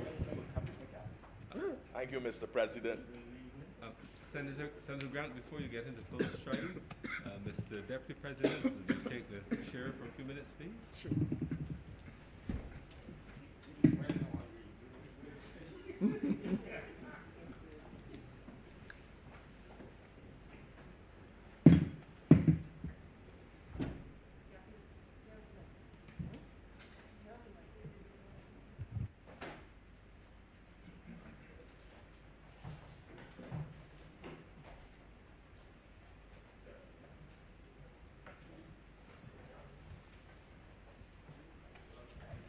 Continue, Senator Grant.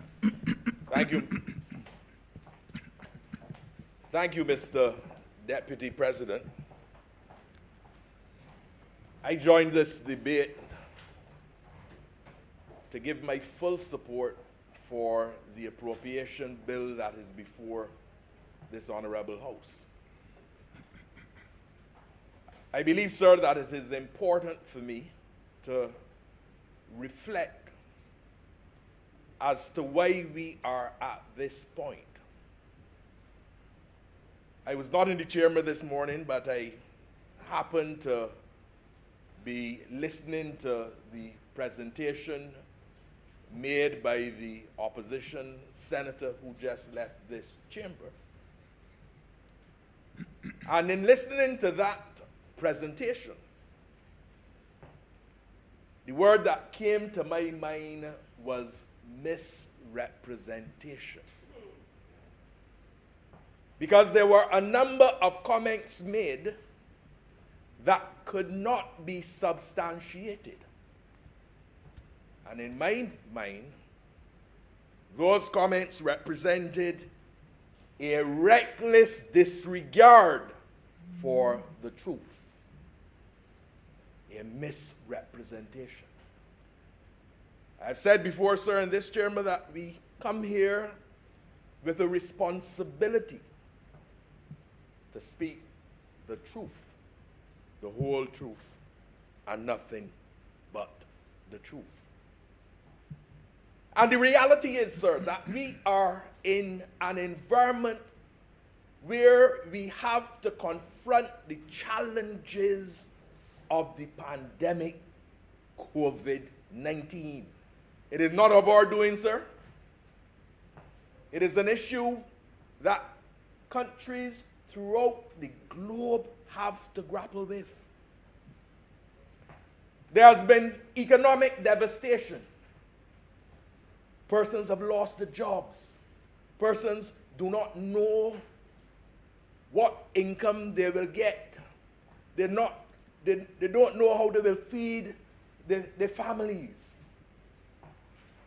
There's been social dislocation. Many of us, sir, enjoy having a little lime, a little get together. In fact, I heard a radio announcer saying, I believe it was last week, Friday, that he well recalls when on Fridays persons would say, thank God it's Friday. And you go someplace and you get a little lime, you get a little beverage, and you have some finger foods and things, and you sit down, you socialize, and you talk. COVID, sir, has changed all of that. I go, sir, to visit my mother, and I put on my mask and my shield. Because you know what? The reality is I'm not of that household. That is my mother, yes. But I ensure that I practice the recommendations of the Ministry of Health. The informal sector, the informal economy, those workers have been severely impacted. We talk a lot, yes, about the formal economy, but there's that informal economy where persons every day struggle and fight to earn some money to be able to buy some food. No money, no food. I have heard persons say that it is a simple exercise with the impact of COVID-19 and the fact that you got to a stage where there was community spread to just shut down everything, just shut down every single thing.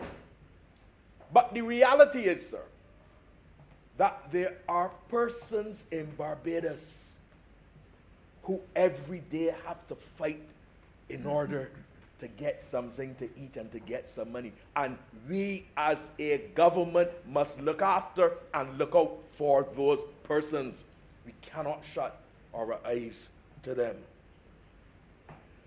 And therefore, sir, I am of the opinion that these estimates of revenue and expenditure as provided for through the appropriation bill takes a holistic approach as to how we have to deal with the challenges and the problems that we have. Sir, it cannot and it could not have been an easy exercise for the Ministry of Finance to come up with the estimates.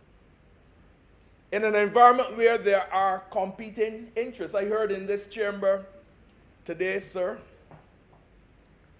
persons indicating that you have different segments that want different things.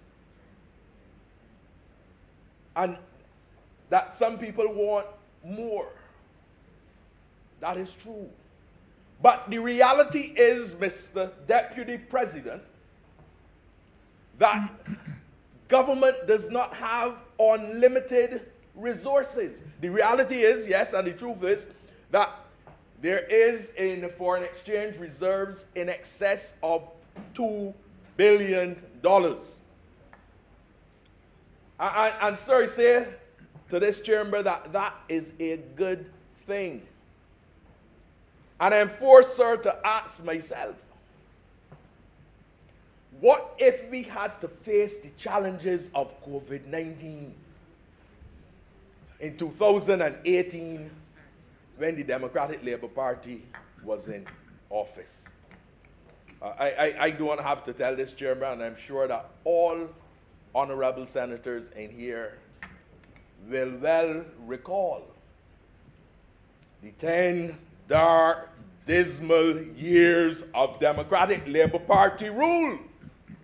And when the Barbados Labour Party came to office, one of the first things that the party sought to do in office was to ensure that the foreign reserves were built up. And today we have in excess of $2 billion in foreign reserves. I've heard people, sir, criticize and say that a substantial portion of that is borrowed. And that is true. But the reality is that it is more than the $400 million that the Democratic Labour Party left. Yesterday, the Minister of Tourism and International Transport, Senator Lisa Cummins, made reference to the BEST program and the funding of the BEST program, which is $300 million. And when I heard her reflect on that figure, I thought to myself, when the Democratic Labour Party left the $400 million, where would have been that space for us to be able to execute the kind of programs and engage in the kind of policies that we would have to engage in? And I say, yes, it is better to have been earned, but it is good to have the $2 billion plus in foreign reserves. Remind me, sir, of a story I heard of a youngster. I think he was in second form at secondary school. And the students were asked to inform, it was after the summer holiday. And the teacher asked them to inform of what they did for the summer. And some people said that, they went to excursion. This would have been back, sir, in the late 1960s, early 70s. Went to excursion, went to a fair, people went to summer camp, different things. And one of the boys said that he went to New York. And one of the other students said, sir, ask him to spell New York. And the teacher said, youngster, spell New York. He said, sir, N-U-New-Y-O-K, York, New York. And everybody laughed. Everybody in the class laughed. And the youngster said, sir, whether spell it right or spell it wrong, I went to New York. The point is, Mr. Deputy President, that there is in excess of $2 billion in foreign reserves that will be utilized, part will be utilized to assist the people of Barbados. And I go back, sir, to the point that it must be very challenging and very difficult for government to come up with these estimates with competing interests, but I think that it is important, sir, that the right balance is found. It is important, sir, that you look at it in a holistic manner and determine the best mechanism to use in order to ensure that we safeguard Barbados.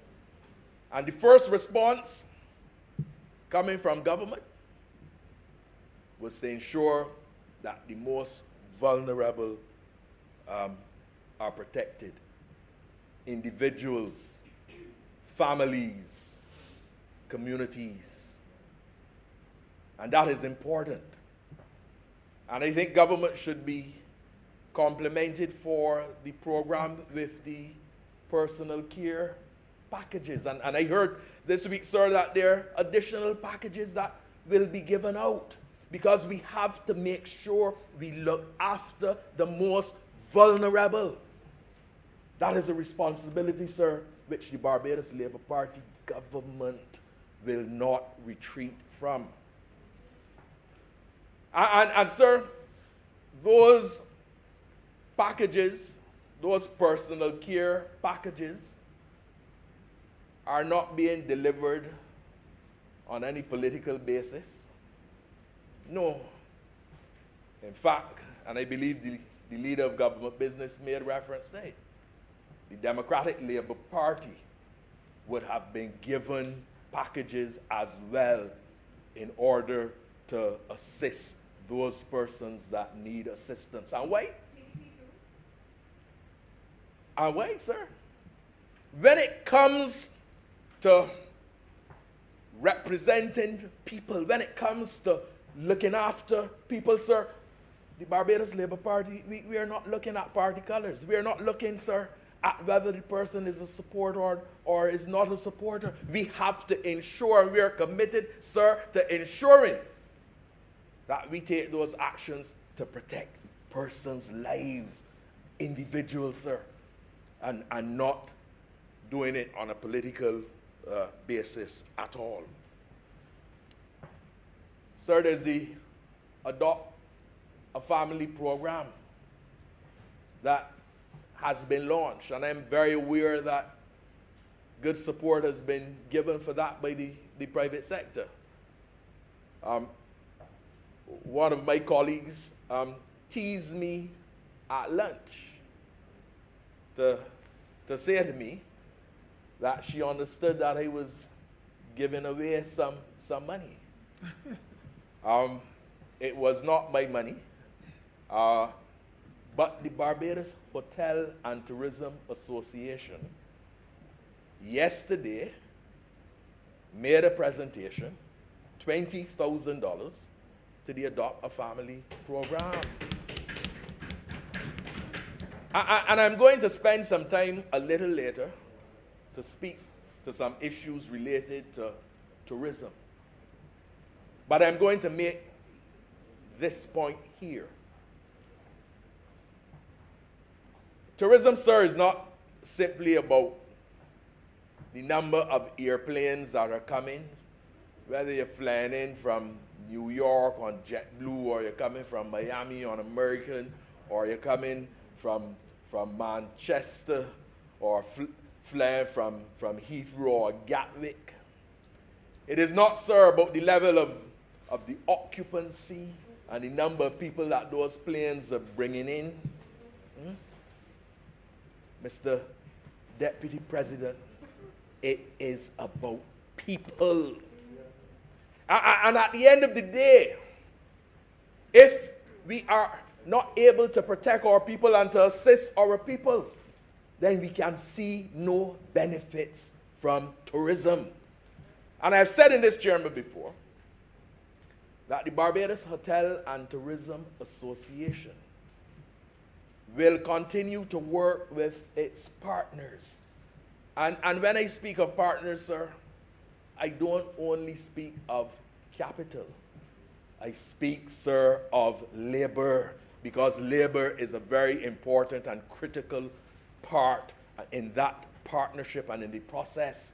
And I've said in this chamber before as well, sir, that I do not support the idea that there has to be conflict between labor and capital. And especially in a time of COVID-19, in a time when all of us are hurting and all of us are being impacted, I believe, sir, that it is important to be cooperating together. Just a second.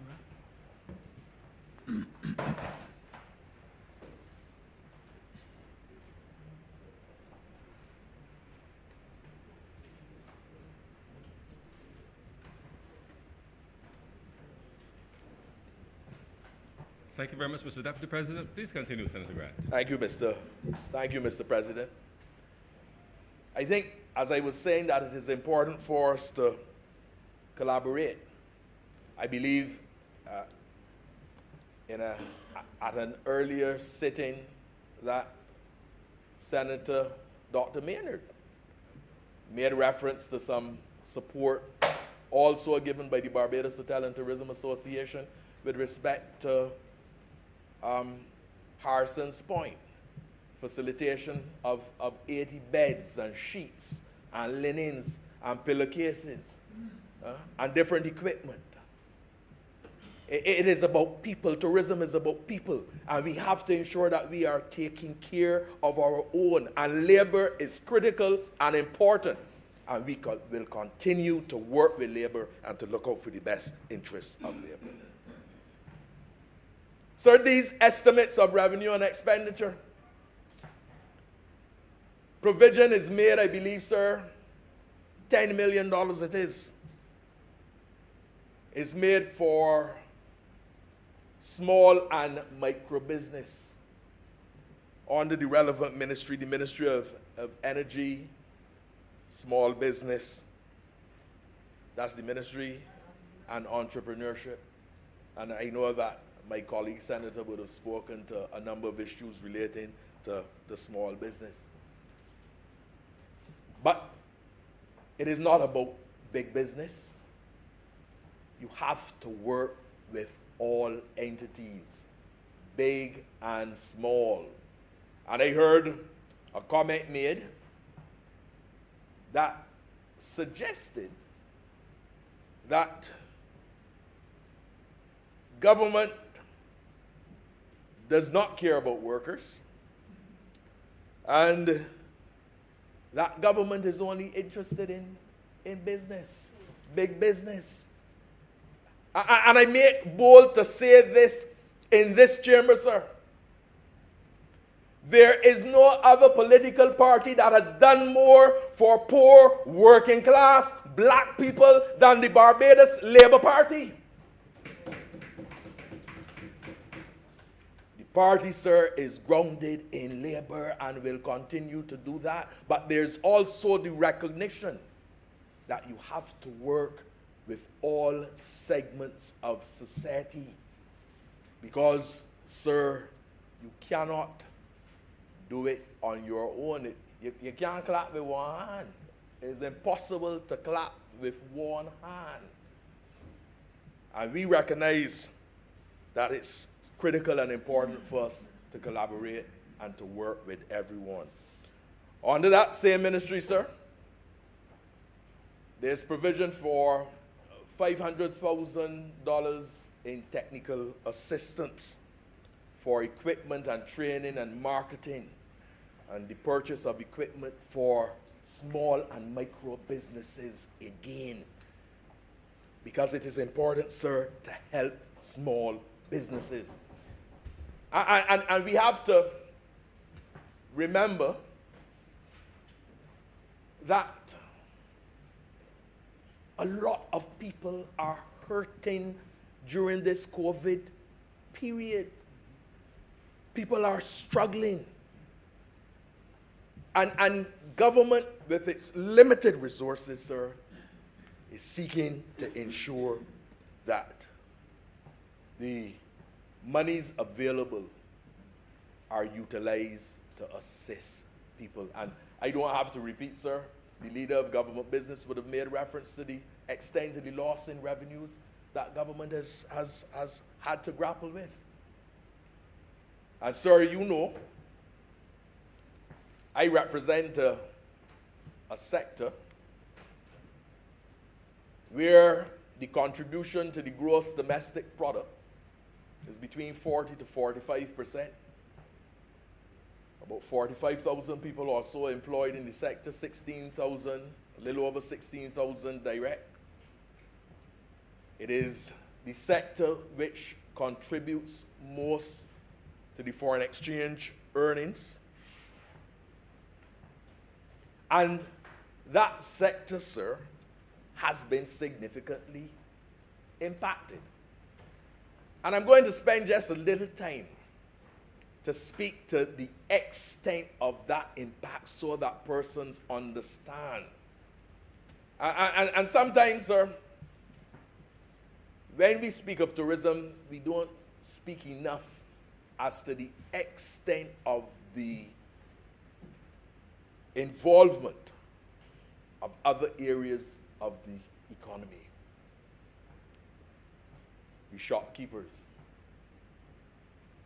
the vendors, the hairdressers, all of these, the taxi operators, all of these are impacted, sir, by tourism. Sir, in March of 2020, when we first had our COVID cases, the first 2 cases were reported on the 17th of March. There was an impact, and the occupancy, the hotel occupancy in March fell by 39.2% to 48.4%. That is what the occupancy was in March. In December, the occupancy, and let me say, from that date, the occupancy was going down. I have some figures here. In April, the occupancy went to 7.6%. In June, it was 4.7%. In July, it was 6.2%. This is a significant decline. In December, the occupancy, sir, was 45.3%. And let me make this point that at no point since March has the occupancy reached that level of 48.4%. And this is, when you look at what is customary for the winter, I can tell you in 2020, we still had good occupancy rates in January and February, 73.5% in January and 80.7% in February. So the occupancy rates were still good. In January of this year, the occupancy was 33%, and in February, the occupancy was 17.4%. Mr. President, our expectation is that for the next few months, occupancy will probably be around 15% or maybe even less. And I spent some time reflecting on that, just for persons to have an understanding that here it is, an industry, a sector, sir, that is contributing significantly, as I said, to the gross domestic product, contributing significantly, sir, to foreign exchange earnings. And you're seeing a significant reduction in the occupancy. But let me, sir, just spend a little time speaking to the issues of revenues. Because we talk, yes, quite a bit about occupancy, but sometimes we don't reflect on the revenues, and the revenues have been drastically affected. In March 2020, the revenues fell by 41.2%. And at that time, the estimate, sir, that we have were revenues of $64.6 million for those hotels that would have been reporting to us, sir. In December, sir, and remember, December is one of the winter months where business is supposed to be good. And in December, remember I said that in December, the occupancy was 45.3% compared to the 48.4% in March. In December, sir, revenues fell by 84.4%. And the revenues in December, sir, were $41 million. And I want persons to understand that even though you saw in December an occupancy that was close to March, the revenues were significantly less. And the reason for that is that, of course, hotels had to discount very heavily in order to be able to get business. And the point that I'm making, sir, is that if you have a situation where your most critical sector, and let me say that there's no issue in terms of diversification. I think, sir, everyone recognizes that diversification is good. But at this stage, tourism is the critical sector. And therefore, if there's a situation where your sector that is providing the majority of your foreign exchange earnings and contributing to your gross domestic product by way of 45%, and that sector is in trouble, Sir, it makes good sense for the government to institute a program to assist those in that sector. You know, I'm reminded, sir, of the words of a basketball coach. I think the name was John Wooding from UCLA. I think they had, sir, I think they won 86 straight matches under his lead and 10 NCAA championships. And he said, don't be afraid to fail.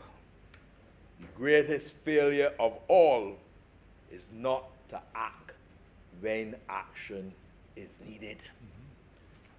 And if there's one thing, you cannot criticize this Barbados Labour Party government for not acting.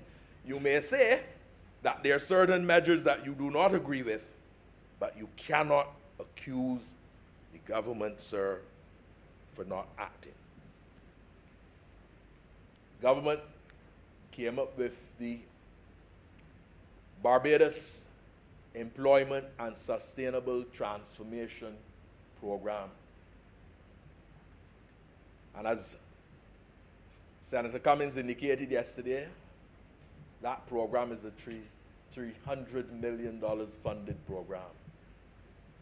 Sir, if you look in the book, the estimates book with the revenues and expenditure, you will not see reference to that $300 million. And there's a reason for that. You're not seeing reference to that $300 million because it is not money that the government of Barbados is taking and giving to tourism enterprises. It is not free money.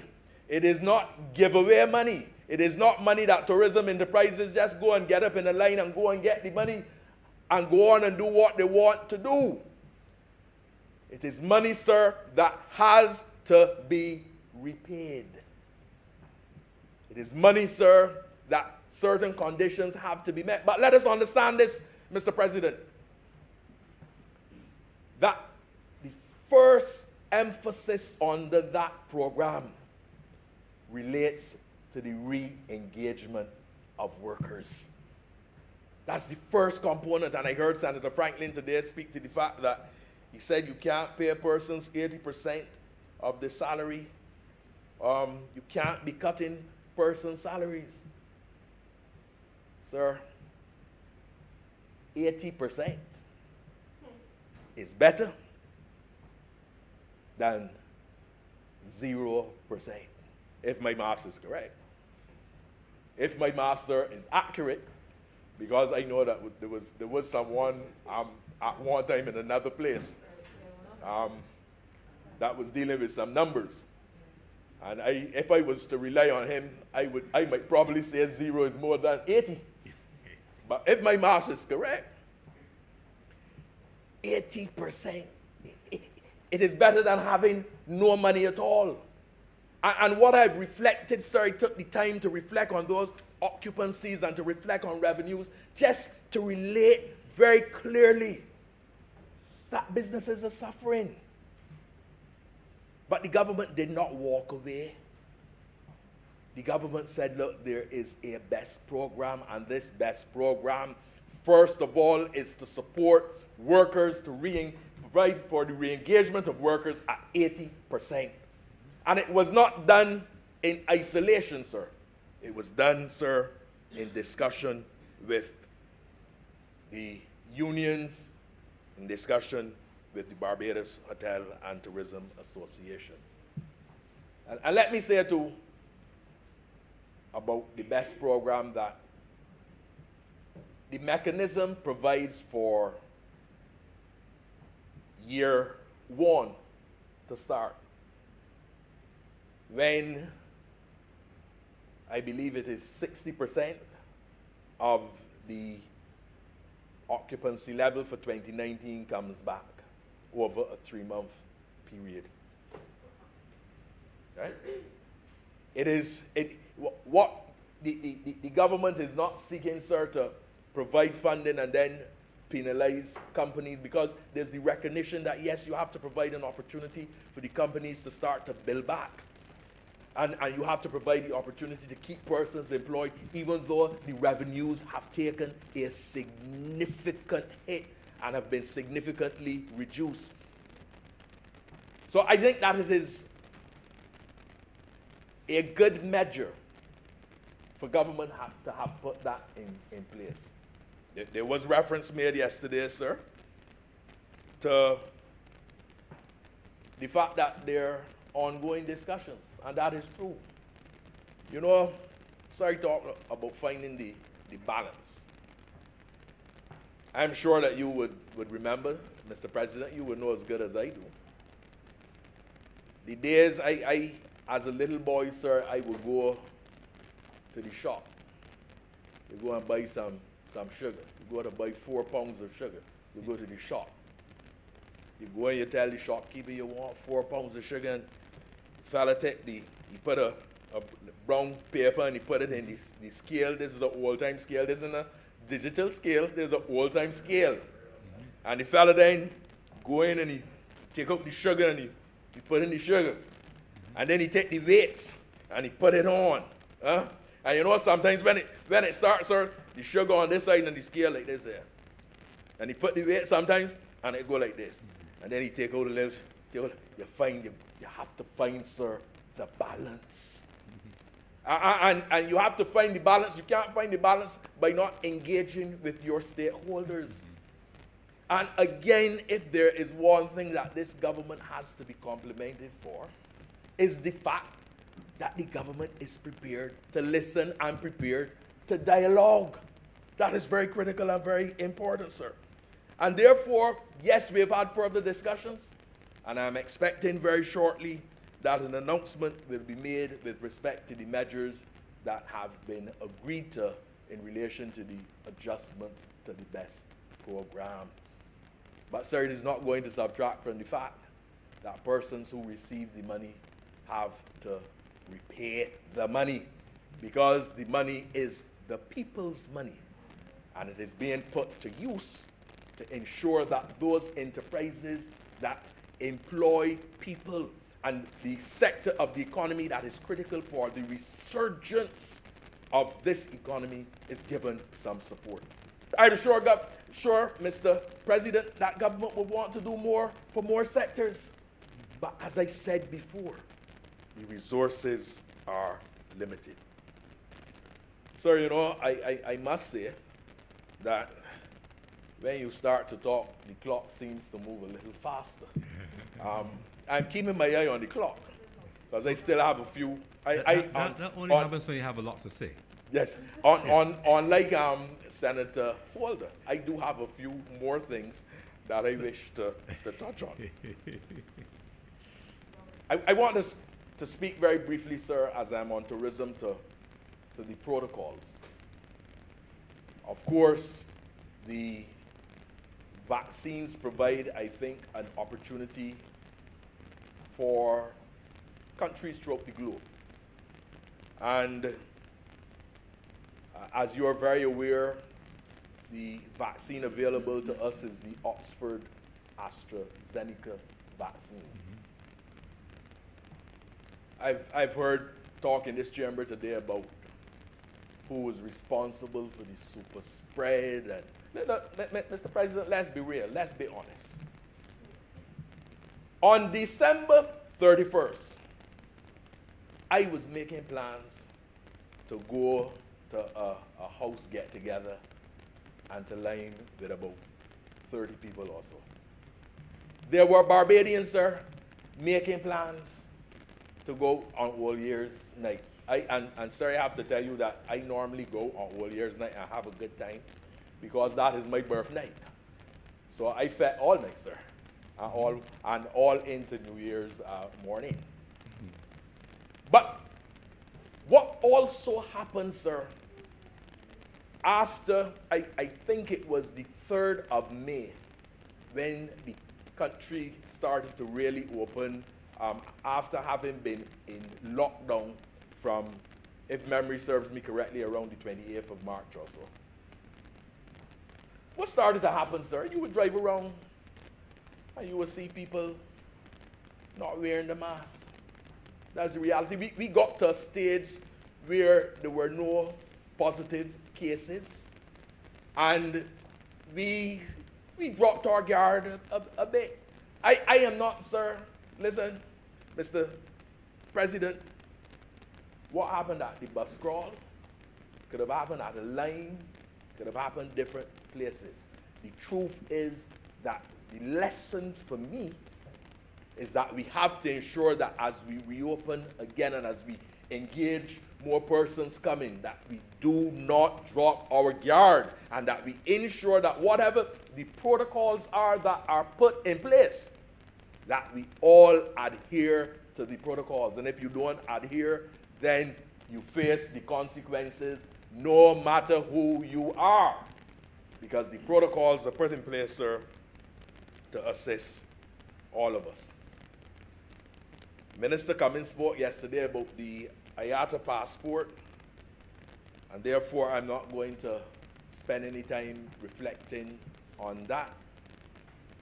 But I do want to take this opportunity to encourage Barbadians to take the vaccine. I took the vaccine, and I have to say, sir, that I had no side effects at all. It didn't affect me in any way. In fact, I must tell you that I wondered if the nurse had really given me the job. The first thing is I didn't feel anything. That's the first thing. And the next thing, I didn't have a fever, I didn't have a sweat, I didn't have nothing at all. But I think it is important for us to ensure that we provide persons with the relevant information, because I accept, yes, that there are people who are a little concerned.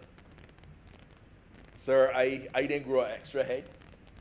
I didn't get an extra finger. Nothing like that.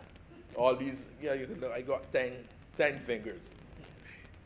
There's this conspiracy theory about all different kinds of things, but we have to speak with persons and encourage them, and let those that are knowledgeable persons like Senator Haynes and Senator Dr. Haynes and Senator Dr.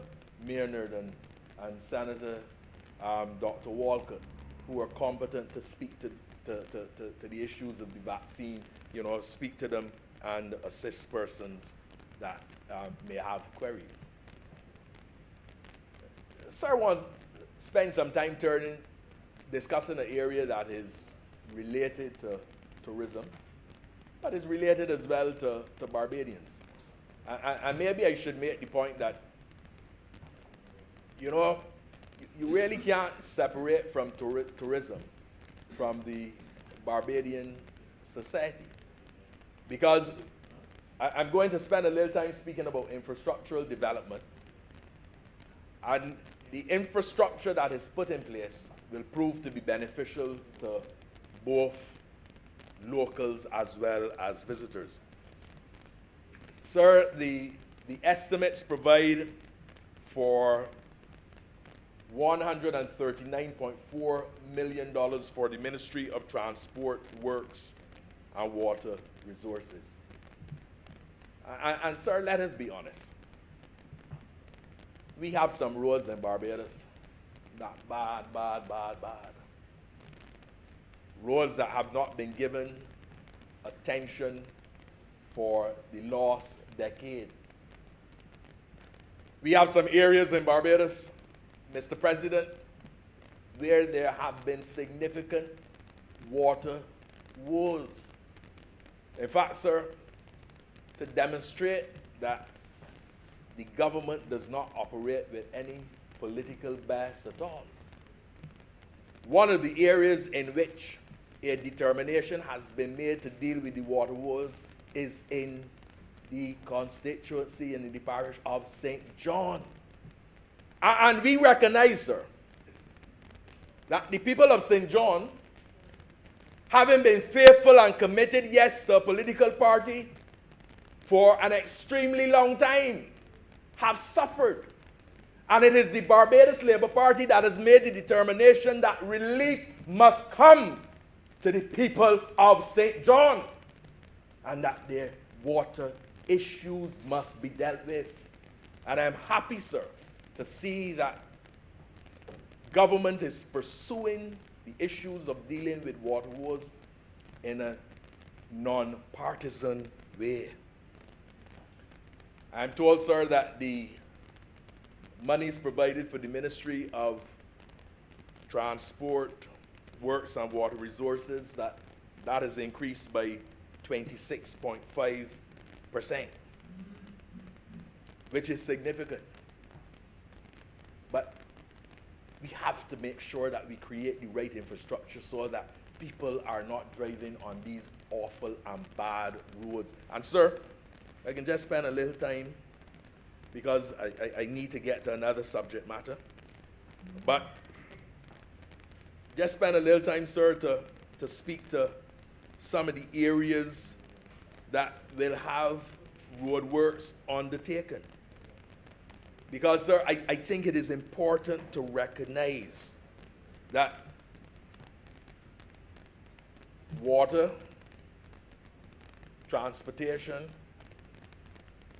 the road infrastructure, sir, you know, they contribute to economic activity. They are critical to economic activity. In fact, when you speak about tourism, and we normally speak, and it seems as if tourism is about, like I said before, the planes and people coming and hotels and restaurants and all of that. But tourism is a lot broader than that. Tourism takes account of infrastructure, road. It takes account of telecommunication. It takes account of health services. A wide range of different areas that impact on individuals. So, sir, I just want to point out some of the areas in which there's going to be some road works done. The Carmichael Road area, Long Bay, Bel Air, in St. Philip, Highway 3 to Hubbersville, Highway 6 from Henry Ford roundabout to Searles roundabout. A number of areas as well where there are going to be further work done, like in Brayton, Long Bay again in St. Philip, Market Hill in St. George, Rosegate Road in St. John, Pot House Road to Welch in St. John, Loop Hill in St. Peter, Pori Spring in St. Thomas, Cats Castle, Bell Road. Sir, there's a Mr. President, there are numerous roads identified for works to be undertaken.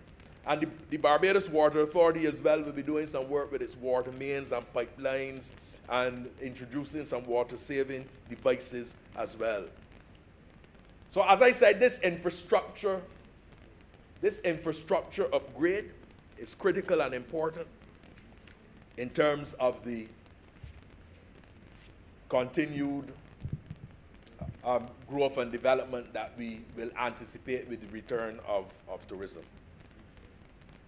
Sir, I'm going to spend a few minutes speaking to the Ministry of Environment and National Beautification. I know, sir, there was a time whenever I spoke in this chamber, I know persons used to say, sir, that they know there are two subjects that I am definitely going to touch on: tourism and SSA. Yeah. I'm happy to say, sir, and I heard, you know, I watched the program on Sunday. It was some program that the Democratic Labour Party had. I went online, sir, and I watched it. Because, you know, in this COVID-19 environment with all the stress, you got to get some comic relief. So I went online, and I heard one of the spokespersons speaking to the fact that there are all of these garbage trucks. And I remember that same person saying that there will be no garbage trucks, because I was on a calling program with that individual, and they were saying that we would not get the garbage trucks. But we have them there in place, and the garbage is being collected by the Sanitation Service Authority. Senator Nurse spoke to issues with respect to beautification.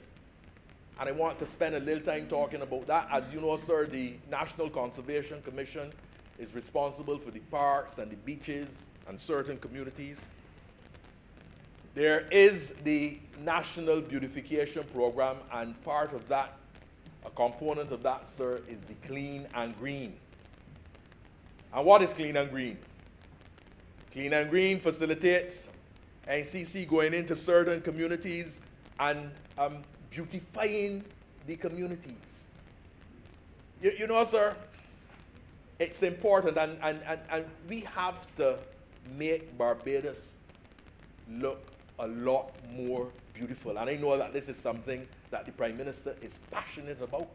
And it is something, sir, I say in this chamber, the same way the trucks were received at SSA and the garbage is being collected, there is going to be beautification in Barbados. And the NCC is going to, and it has started already, to ensure that this is done. There have been community parks, sir, set up in Dodds Land, Flat Rock in St. George. Dodds Land is in St. Philip. Flat Rock in St. George. Harmony Hall in Christchurch. Ashby Land in Christchurch. Silver Hill in Christchurch. Weston in St. James. Ferniehurst. That's where we have started. But we are doing others as well. Sir, there's the National Beautification Project. It's a coordination with the NCC, SSA, and the Ministry of Transport, MTW. Of course, the focus of SSA is on the collection of the garbage. MTW is dealing with roadways and byways at this time. I must say to you, sir, that I know that consideration is being given by Cabinet for NCC to take responsibility for the highways and the byways as well. And the expectation is that with that, we will also be seeing some equipment, and I'm sure that the minister responsible for the environment and national beautification will speak to it in more detail at the appropriate time. But there will be the relevant equipment to be able to carry out the work that needs to be undertaken with respect to the beautification. The beautification is not just for visitors, as I said before, it is for locals as well. And I want to take this opportunity, sir, to encourage Barbadians to take pride in their environment. I've heard the Prime Minister say before that there was a time when people would come out and clean in front of them. We got to get back to those days. We got to get back to where we are able to take pride in our environment and take responsibility as well. That is extremely important, sir, because, you know, one entity, while doing a lot, and NCC will lead the charge and will lead the way, but it's important, too, that we have the buy-in from Barbadians. Of course, sir, there's the 360 program. The 360 program, sir, involves two teams, the A team and the B team. And what happens is that these workers go into different constituencies, all the constituencies in different areas, under the instruction of the NCC, and engage, sir, in cleaning the different communities, because we want to ensure that the place is clean. We want to ensure that there is a clean environment so that there are no health challenges. Sir, I have to tell you this. After the first lockdown, I made a pronouncement. And that pronouncement was that in the close environs of the city and in areas of St. Michael, you would likely see tongue rats. And I'm talking about real rats. And I said that because the truth is that you know, people say that the rats in town are bigger than rats other places. And that may be so because of the ability in terms of getting things to eat from restaurants and different things. And that is something that we have to talk about.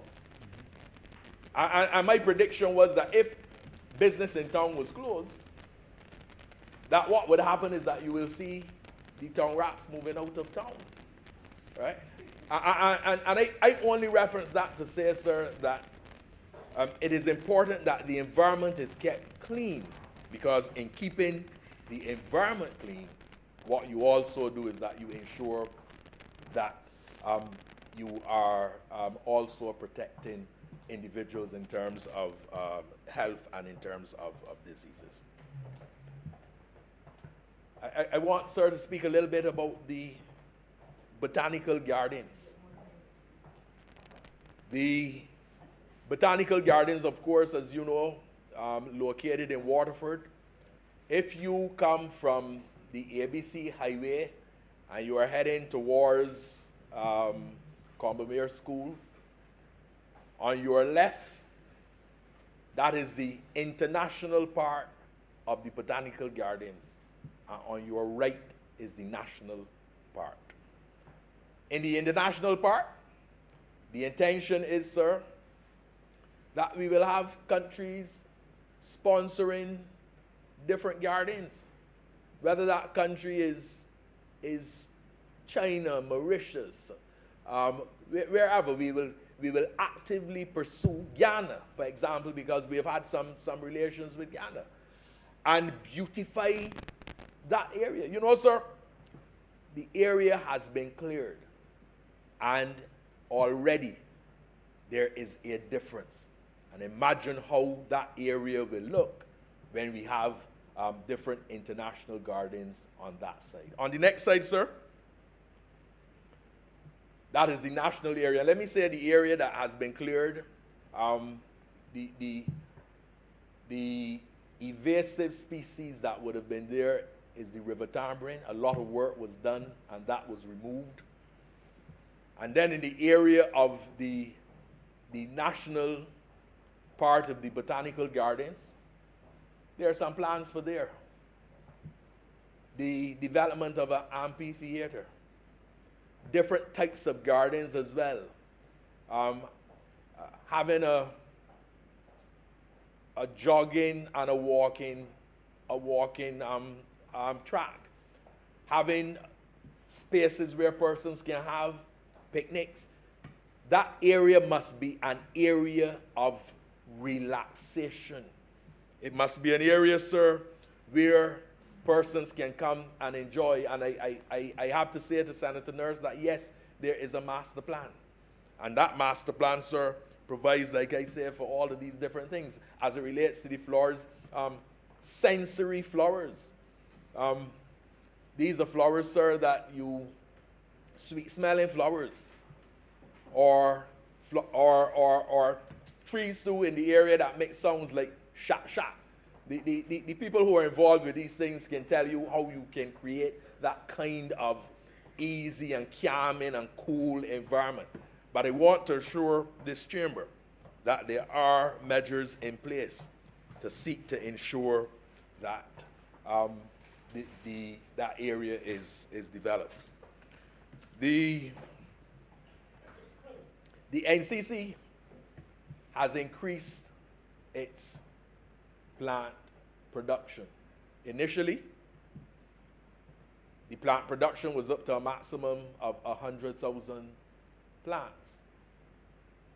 We are now able to go to 250,000 plants. What we have done is that we have utilized an additional 8,000 square feet approximately, and that is the area that previously was just bush. We clear the area, and we ensure, sir, that we have put the measures in place so that we can now facilitate 250,000 plants. We have also increased our seed capacity. I believe the terminology is germplasm. I think that's the terminology that is used. And what we are doing, sir, is to make sure that there may be 25 different varieties of roses, and that we are able to produce and beautify, and to not only do that with respect to the areas that we are cleaning and beautifying, but also making those available to the public of Barbados as well. Sir, I just want to speak briefly, sir, to the issue of lifeguards, and to say that we are enhancing the training for lifeguards. In the past, lifeguards received training once a year. That has now changed. They're receiving training once a quarter. And I want to encourage Barbadians that when you go to the beach, please listen to the lifeguards. Please follow the directions of the lifeguard. The lifeguards are there to safeguard your life. They're there for safety, and they are there for protection.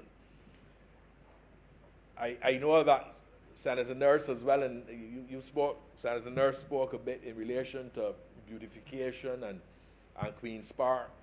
The NCC is going to be undertaking some repairs to the Queen's Park Lake. They will also be repairing the fountain as well, and some repairs are going to be done to the trash house, as well as some landscaping of the grounds in that area. So have no fear, work is being done. I'm going to answer by reflecting on the conservation measures, and particularly as it relates to the turtle habitat and the restoration. And of course, we all know about the importance of the turtles. The intention is that the NCC is going to be facilitating the planting of sea grapes, fat pork, and sea yams. You know, sir, it was a time when I was a youngster, when sea yams are the, you know, you get some like green vines sometime growing on the beach, and what they do is that they help in terms of the stability of the beach. So what is going to happen is that you're going to see a bit more, because there was a time when you would see a lot of sea yams on the beach, and you do not see that. And that partly contributes the fact that you don't have as many sea yams now, to why you get the deterioration with respect to and the erosion with respect to the beaches. Of course, sir, as it relates to the turtles, we have to make sure that there is the turtle-friendly lighting that is on the beaches, and those hotels and restaurants along the beaches, sir, will be encouraged to utilize the turtle-friendly lighting. I expect, sir, that the chairman of the NCC will very shortly be having a conversation with the CEO of the BHTA. I suspect that they will agree. It will be a very challenging thing if they are in disagreement and they have a quarrel amongst themselves. But I am very confident that the parties involved will be able to look at this in a very serious way, because the turtle restoration really, sir, is an area that many of our visitors enjoy being able to go and swim with the turtles and to see the turtles. Mr. President, as I come near to a close, I want to say that the government of Barbados has done what I consider to be a remarkable job. The government, sir, has acted in a very responsible manner. The government of Barbados has sought to ensure that the most vulnerable are protected. The government has sought to engage with the stakeholders, whether the stakeholders be the representatives of capital or the representatives of labor. And the truth is, sir, that if we are going to be able to get through this very difficult COVID-19 pandemic time, we will have to work more closely together. And if there's one thing that the COVID-19 pandemic has taught me, is the importance of our being able to collaborate and the need for us to recognize that no man is an island and that we all must put our hands to the till and that we must give our best in the exercise to ensure that Barbados continues to be a good, safe, decent destination and that our people continue, sir, to be given a hope for a better tomorrow and to be ensured of a better life. I thank you, sir. Thank you very much, Senator Grant. Senator Walcott. President, I beg to move that this sitting be now suspended until 11 a.m. tomorrow morning. The question is that this sitting be suspended until 11 a.m. tomorrow. Those honourable senators in favour, please say aye. Aye. Those against, please say no. Methinks the ayes have it. Just to inform or remind that dinner is available downstairs this evening, senators. So this sitting stands suspended until 11 a.m. tomorrow.